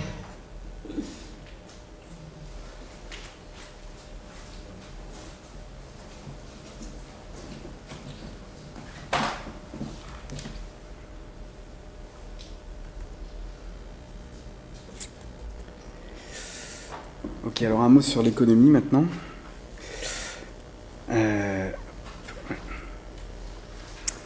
Donc, vous le savez peut-être, l'économie des réseaux sociaux est devenue un champ de recherche très actif en économie. Alors, laissez-moi vous montrer deux graphes. Donc, désolé pour ceux qui les ont déjà vus, mais j'ai actualisé mes données. Donc, ça, c'est un premier graphe que j'ai généré à partir d'EconLit, qui est la base de données bibliographique d'articles publiés dans les revues en économie. Donc c'est le nombre d'articles publiés avec social network dans le titre. C'est quand même assez précis. C'est une sous-estimation, bien sûr, parce qu'il y a beaucoup d'articles sur les réseaux qui n'ont pas précisément social network dans le titre. Mais vous pouvez voir, il y avait essentiellement rien. Donc avant 93, c'est vraiment 0 ou 1. Essentiellement rien avant 93. Et puis ça a décollé à un moment et ça n'arrête pas de croître. Pour mettre un peu de perspective, voici la comparaison avec Nash Equilibrium et General Equilibrium. Bon, on n'est pas très loin de... Nash Equilibrium, on l'a battu depuis un moment. General Equilibrium, on y est presque. Nash Equilibrium, social network. Bonne question, parce que...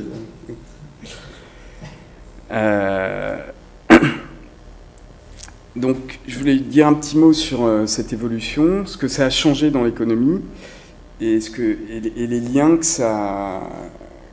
les nouveaux liens qui ont été établis entre l'économie et les autres disciplines à cette occasion. Donc, je pense qu'en gros, on peut dire que c'était une évolution qui a été faite en 4 phases. La première phase, c'était la phase avant qu'on se mette sérieusement à travailler sur les réseaux en économie, où le terme de recherche était essentiellement illégitime. Après, il est devenu exotique, légitime mais exotique. Après, il est devenu complètement accepté. Et je pense que maintenant, on est vraiment dans une phase où c'est un thème qui est central. Donc en gros, jusqu'en 96, et moi je l'entendais encore au début de ma thèse, j'ai commencé en 98, les gens qui travaillent sur les réseaux en économie, on leur dit c'est pas de l'économie. C'est quand même une phase dans laquelle il y a eu un certain nombre d'articles précurseurs, et j'en ai découvert par la suite, qui sont toujours très intéressants à lire ex post. On voit ainsi par exemple, un article de Bourman en 1975, à la suite des travaux de Granovetter, Combinatorial Optimization Model for Transmission of Job Information for Contact Networks. Donc il prend certaines idées Granovetter, il les met dans un modèle économique, il fait un modèle de réseau avec. Un article assez fascinant, qui est assez cité, mais qui n'a pas du tout été repris. Il y en a d'autres. Alan Kierman, qui a travaillé au GRECAM longtemps, en a un aussi. Donc des articles comme ça, un peu des ovnis, quoi.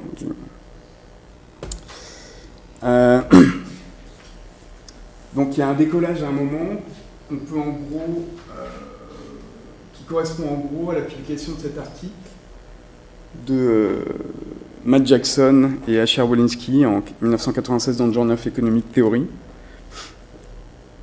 C'est l'article le plus cité de Matt, qui par ailleurs a fait énormément de choses, et des choses probablement plus importantes que dans cet article, mais bon, comme c'est l'article qui a engendré l'intérêt des économistes pour le champ.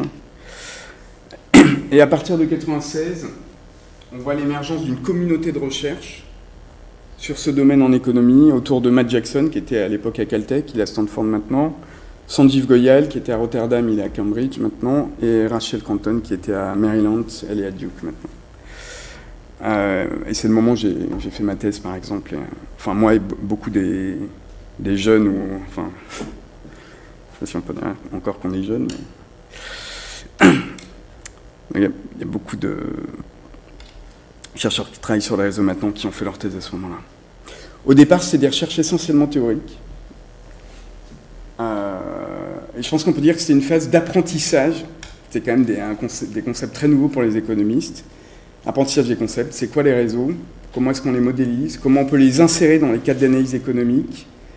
Apprentissage de toutes ces notions un peu étranges, la densité, centralité, et intégration de ces notions dans les modèles et les cadres d'analyse.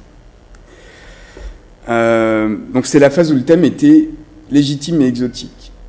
En gros, autour de 2008-2009, il y a un autre tournant où le thème devient vraiment un champ de recherche à part entière, qui correspond en gros qui correspond notamment à un virage empirique de ce champ. De toute façon, en économie, les thèmes qui sont restés purement théoriques, comme la formation de coalition par exemple, ils n'ont jamais vraiment décollé, ils sont toujours retombés. Et je pense que c'est vrai dans toutes les disciplines. Si un thème veut vraiment devenir fructueux, il doit mêler théorique et empirique. Et donc ce virage empirique qu'on a pris, là encore on peut probablement le dater de la publication d'un article de Matt Jackson. C'est un peu le leader du champ, donc tout ce qu'il fait donne un peu la couleur à un article dans Econometrica. An Economic Model of Friendship, avec ce titre intéressant. Qu'est-ce que les économistes ont à dire sur l'amitié? Homophilie, Minorities and Segregation. Vous pouvez déjà voir là, à ce moment-là, on avait déjà bien intégré des concepts comme homophilie. Ça faisait un moment qu'on les tournait dans nos modèles en économie. Et c'est un article qui fait de l'analyse des données AdHealth. On est le premier qui a fait ça en économie. C'est aussi le moment, par exemple, où le premier textbook sort, toujours de Matt Jackson, qui par ailleurs a un doctorat honoris causa de l'AMU. Donc il a des liens, il devrait venir l'an prochain. Il a des liens avec les labos ici. Donc, premier textbook, Social Economic Networks, en 2008. Alors, plus récemment, je pense qu'on peut dire qu'on a passé encore une autre phase, qui correspond notamment à la publication du premier handbook sur le sujet, que j'ai coédité avec Andrea Galeotti à Florence et Brian Rogers à Washington University. Dans ce handbook, on a 31 chapitres, enfin 30 chapitres, plus introduction. Chacun de ces chapitres, c'est un sous-champ. Donc le domaine, maintenant, est vraiment devenu, atteint un stade où, alors que je travaille, c'est mon domaine de recherche, depuis 15 ans, je n'arrive plus à suivre l'évolution du domaine. Il y a 30 sous-champs maintenant clairement identifiés, tous très actifs, avec beaucoup de doctorants, beaucoup de papiers. Et on voit de plus en plus d'articles publiés dans les meilleures revues du domaine. Et ce qui est intéressant, sur des domaines centraux de l'économie. Je ne parle pas ici de choses ésotériques, je parle du commerce international, marché du travail, crise financière, le développement, la croissance, les domaines vraiment fondamentaux de l'économie. Il y a de plus en plus de papiers avec des approches réseau, souvent empiriques, mais pas tout le temps. Voici un exemple récent d'un de ces papiers. coécrit par Daron Acemoglu, un économiste du MIT dont vous avez peut-être entendu parler. C'est un des économistes les plus importants de la profession, plus centraux certainement sur toutes les mesures qu'on peut imaginer, qui s'est mis à faire du réseau. Et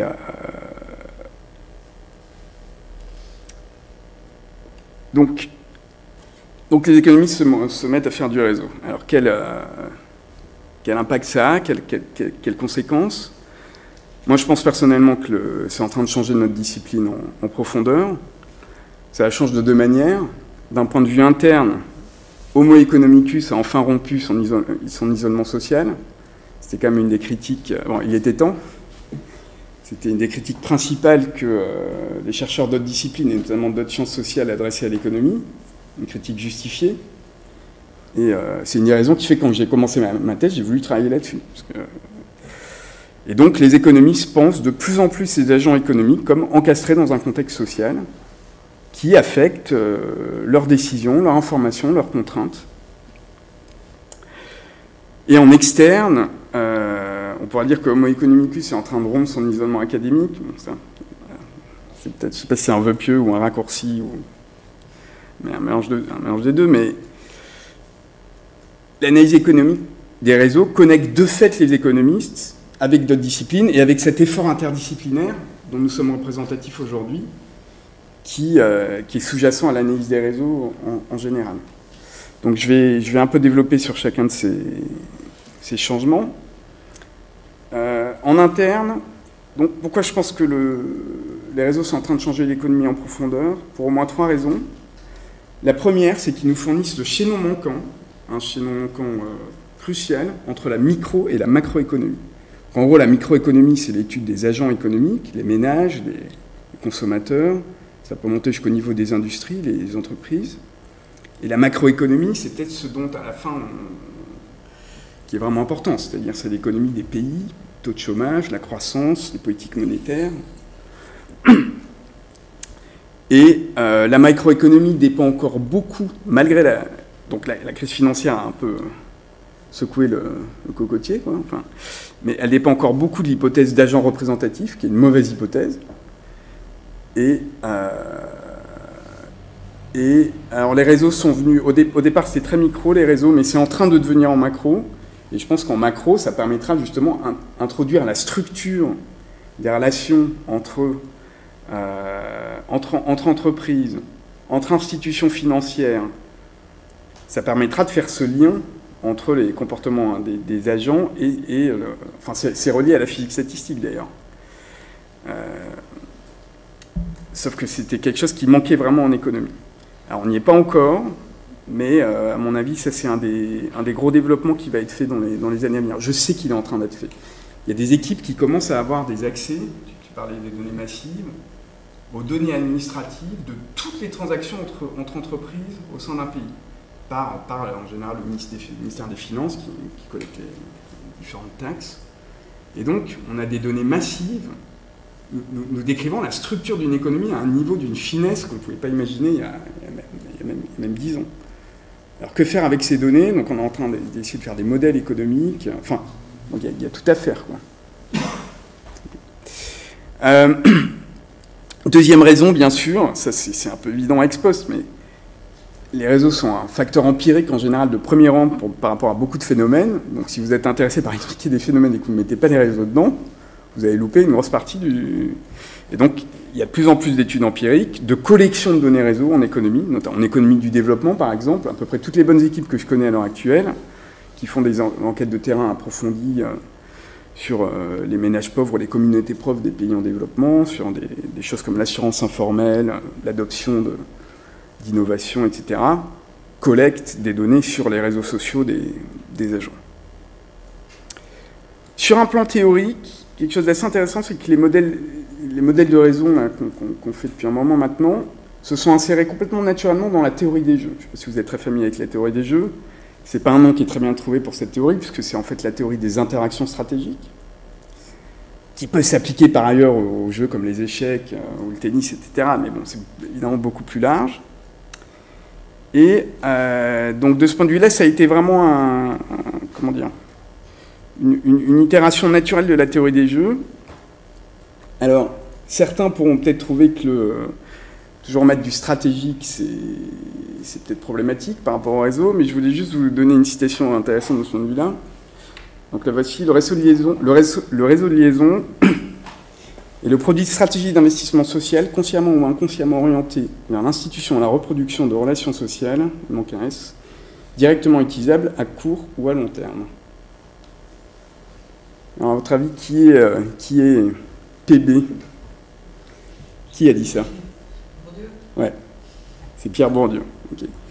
Donc, de ce point de vue-là, l'appropriation par les économistes théoriciens qui travaillent sur les interactions stratégiques des réseaux est en droite ligne de ce que proposait Bourdieu dans sa réflexion sur le capital social. Ça me fait une transition sur les liens entre l'économie et les autres disciplines et comment ces liens sont transformés par les réseaux. Donc l'économie a démarré un peu tard par rapport à d'autres disciplines, mais elle a maintenant bien rejoint la communauté de disciplines qui s'intéressent au réseau. Et en particulier, je voulais discuter des nouveaux liens qui sont établis ou en train d'être établis entre économie et sociologie, économie et informatique, économie et physique. J'ai choisi ces trois disciplines, mais j'aurais pu aussi parler des liens entre économie et statistique, parce que beaucoup des questions que les économistes se posent sont communes à tous les gens qui s'intéressent au réseau. Par exemple, ce que tu disais sur les problèmes de données manquantes, ou les problèmes d'échantillonnage dans les réseaux, les problèmes de causalité en général. On observe des corrélations très fortes sur beaucoup de comportements de gens qui sont liés dans les réseaux. D'où viennent ces corrélations? Est-ce qu'on est capable de dire si c'est la sélection ou de l'influence? Tout ça, c'est des questions qui sont communes à beaucoup de disciplines et qui seront in fine adressées par des méthodes statistiques. Donc, réseau et sciences de santé, réseau et histoire. Pardon, économie et sciences de santé, économie et histoire. Alors, parlons un peu d'économie et de sociologie. Donc moi, mon espoir, mais je suis un optimiste de nature, c'est qu'on est en train de se diriger vers une synthèse de Gary Becker et Mark Granovetter. Gary Becker se retournera peut-être dans sa tombe s'il est mort il y a quelques années, qui m'entendait parler, et j'imagine que Mark Granovetter ne serait pas très content non plus. Mais c'est le propre des jeunes de dépasser les clivages des vieux. Donc, Gary Becker, au cas où vous ne le connaîtriez pas, c'est un prix Nobel d'économie qui, en gros, qui était quelqu'un de très intéressant, mais qui, en gros, a eu une approche un peu comment dire. Donc, en gros, il voulait tout réduire au calcul économique. Donc, il a fait une théorie économique du mariage, une théorie économique du suicide, une théorie économique de tout ce que vous voulez, il mettait des calculs coût-bénéfice dedans. Donc c'est vraiment le symbole. C'est vrai. Mais c'est une décision individuelle, et donc pour les chercheurs en sciences sociales là, qui n'aiment pas trop l'économie, c'était vraiment le grand démon, un des grands démons. Il était à Chicago, donc il y en a un représentant de l'école de Chicago. Donc Gary Becker nous dit tout est issu d'un calcul économique rationnel. Et pour moi, Mark Granovetter, c'est un peu l'anti-Becker. C'est-à-dire que Mark Granovetter, dans son travail de thèse, il regarde un objet économique fondamental, le marché du travail, et il dit, attention, la manière dont les gens trouvent du travail, les calculs économiques ne sont pas si importants, c'est les réseaux dans lesquels ils sont insérés qui affectent leur trajectoire sur le marché du travail. Okay. Et dans la suite de ces travaux, c'était un peu tout le temps de dire, voilà, attention, mais ce qui affecte les outcomes, les choix, le devenir des agents, c'est leur réseau. Okay. Donc, ça a pris un moment,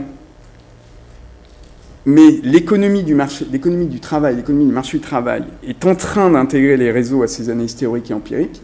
Alors là, il y a du gros boulot là-dessus, parce que on n'est pas encore arrivé au cœur de cette discipline.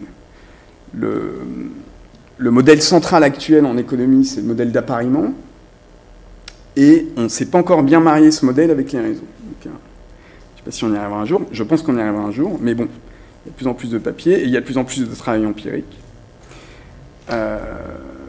Et donc, d'une certaine manière, la critique de Granovetter, qui était portée envers les économistes qui faisaient de l'économie du travail sans intégrer les réseaux, est en train d'être adressée par la discipline. En retour, certains économistes qui travaillent sur réseau et marché du travail sont en train de publier dans des revues de sociologie. Alors, je ne sais pas s'il y a beaucoup de liens et beaucoup d'allers-retours, mais par exemple, Yves Zenou, qui était à Stockholm avant, qui est en Australie maintenant, qui est un auteur assez prolifique sur l'économie des réseaux. Je suis allé sur sa page web là, pour préparer cette présentation. En 2014, il avait un papier dans le Journal of Mathematical Sociology. 2015, Network Science, c'est un journal interdisciplinaire. 2016, Social Networks. Bon. Et c'est pas la seule personne que je connais, donc. Moi, je pense que ce qui manque là, et ça serait peut-être le projet qui permettrait de réaliser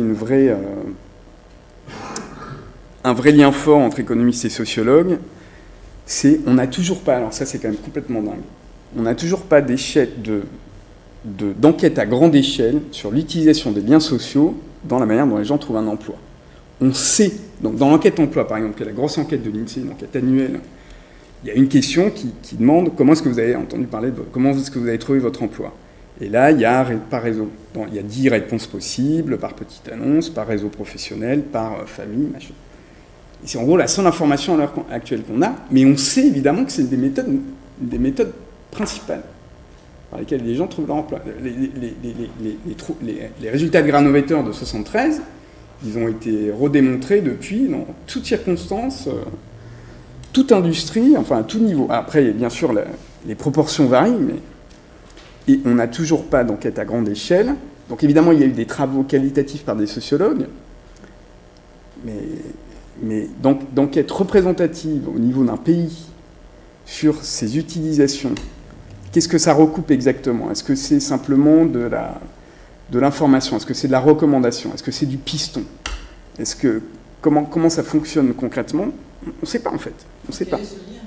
Et quelle est cette chaîne? Il faut savoir qui c'est. Qui c'est? On ne demande pas dans l'enquête emploi, effectivement. Qui est concerné précisément?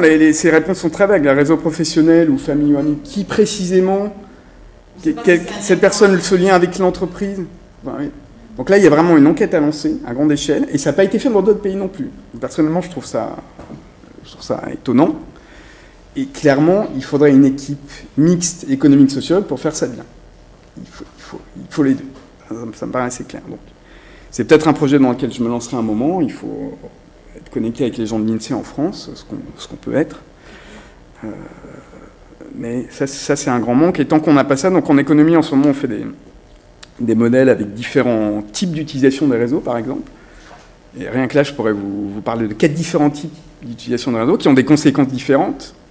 Et tant qu'on n'a pas plus d'informations fines là-dessus, on peut toujours rouler nos modèles. Donc un mot sur les liens entre économie et informatique. Donc peut-être de manière étonnante ou pas, il y a des liens assez forts qui sont en train de se tisser autour des réseaux entre les économistes et les informaticiens. Donc d'abord, les modèles théoriques en économie sur les analyses théoriques sur des modèles de réseau arrivent souvent à des problèmes d'optimisation de théorie des graphes qui ont été très étudiés par les informaticiens. Et il y a des connexions comme ça qui ont été établies qui sont un peu étonnantes. Donc moi, ça m'est arrivé régulièrement dans mes papiers. Par exemple, dans un article de 2007 avec Rachel, on a fait un des premiers modèles de biens publics en réseau, et on est tombé sur la notion d'ensemble indépendant maximaux. Un truc très classique en théorie des graphes. Bon, c'est pas évident a priori que les biens publics nous amènent à... Dans un truc plus récent, un papier plus récent que j'ai fait sur l'altruisme et les transferts informels, l'histoire de dons dans les réseaux, un modèle d'altruisme en réseau nous a amené à des problèmes connus de transport optimal, et notamment un problème qui s'appelle minimum cost flow, qui est un problème très bien étudié par les informaticiens.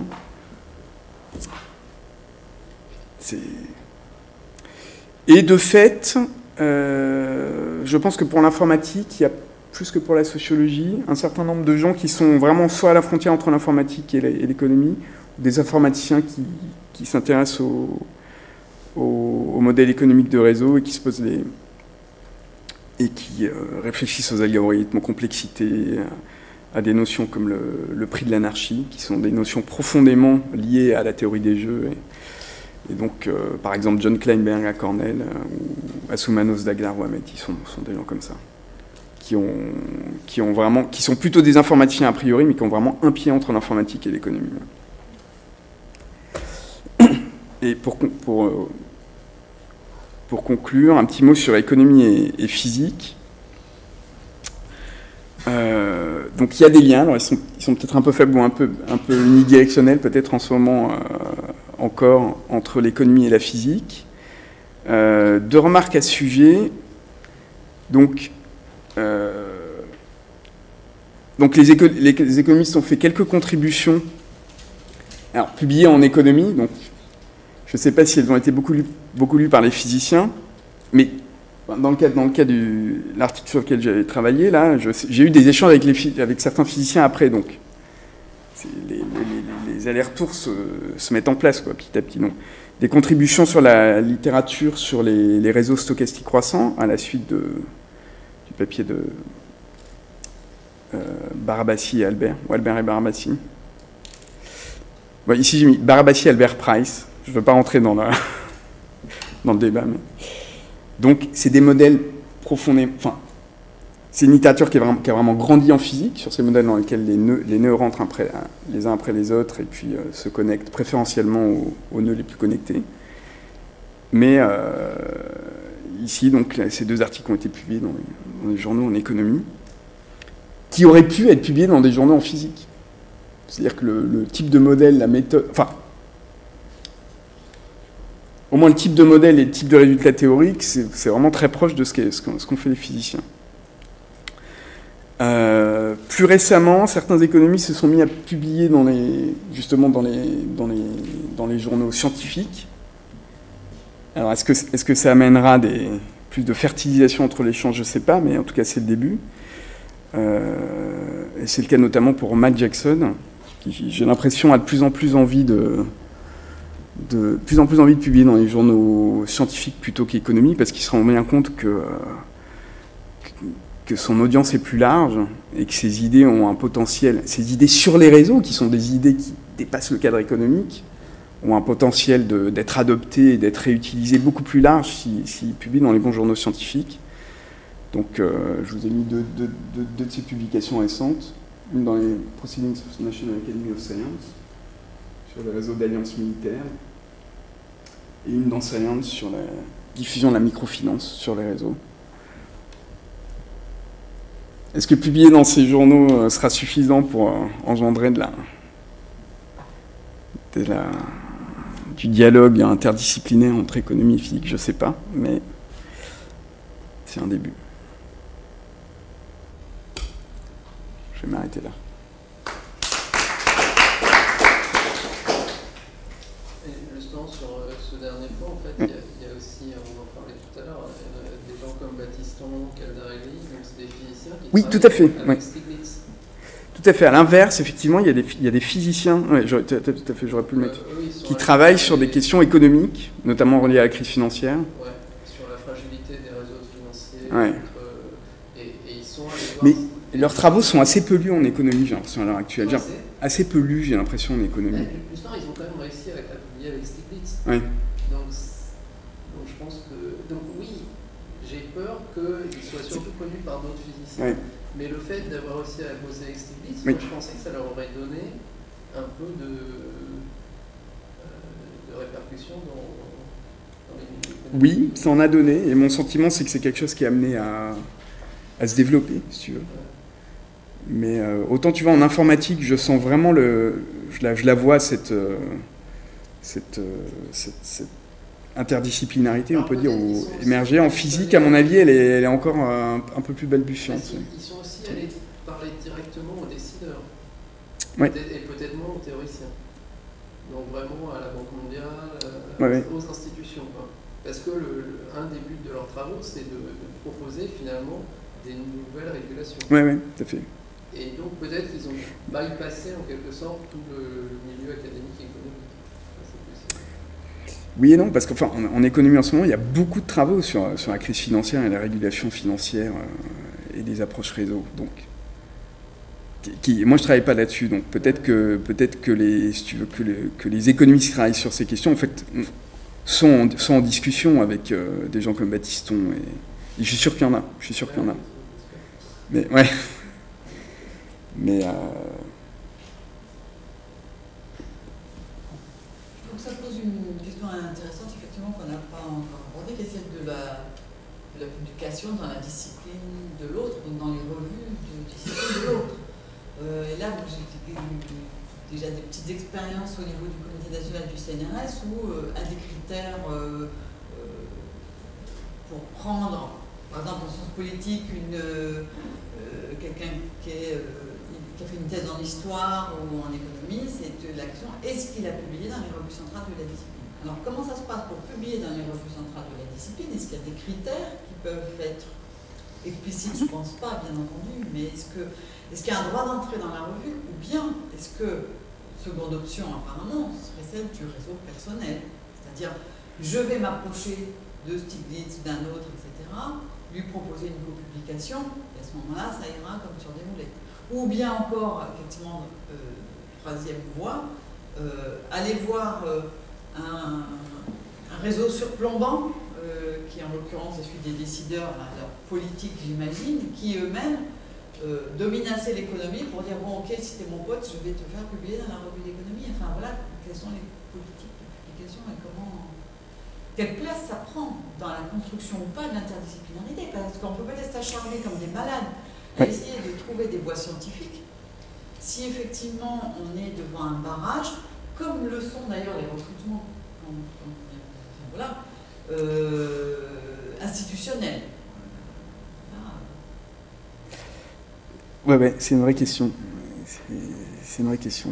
D'ailleurs, j'ai été dans un comité de recrutement à Nice en économie, en tant que physicien, qui travaille sur les réseaux. Mais j'étais effaré par le fait qu'il fallait compter le nombre d'articles de rang A, de rang B, de rang C, qui avait une catégorie. Attends, il faut compter. Enfin, si tu veux, c'est endogène à chaque unité fait son. Mais c'est vrai que le CNRS a pondu une liste, et l'HCERS aussi. Leurs listes sont très mauvaises par ailleurs. En plus, elles sont mal faites, si tu veux. C'est ça qui me. Enfin, déjà qu'utiliser une liste, c'est a priori un peu bête, mais en plus, mal les faire, c'est. Ajouter l'injure. Ouais. Mais on peut les changer, ces listes, en sociaux.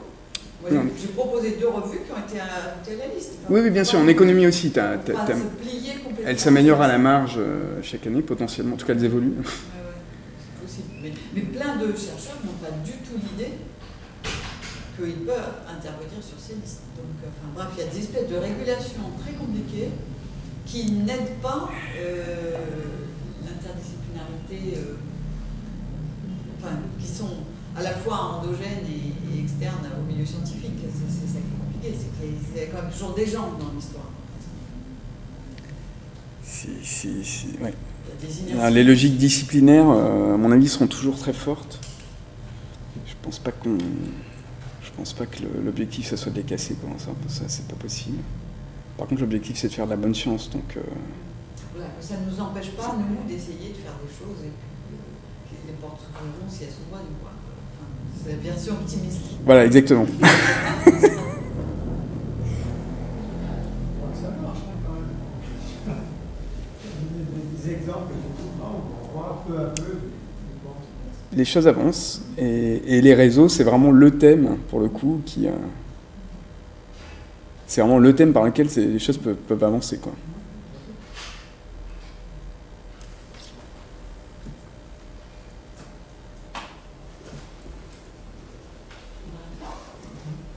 On va déjeuner, on se retrouve à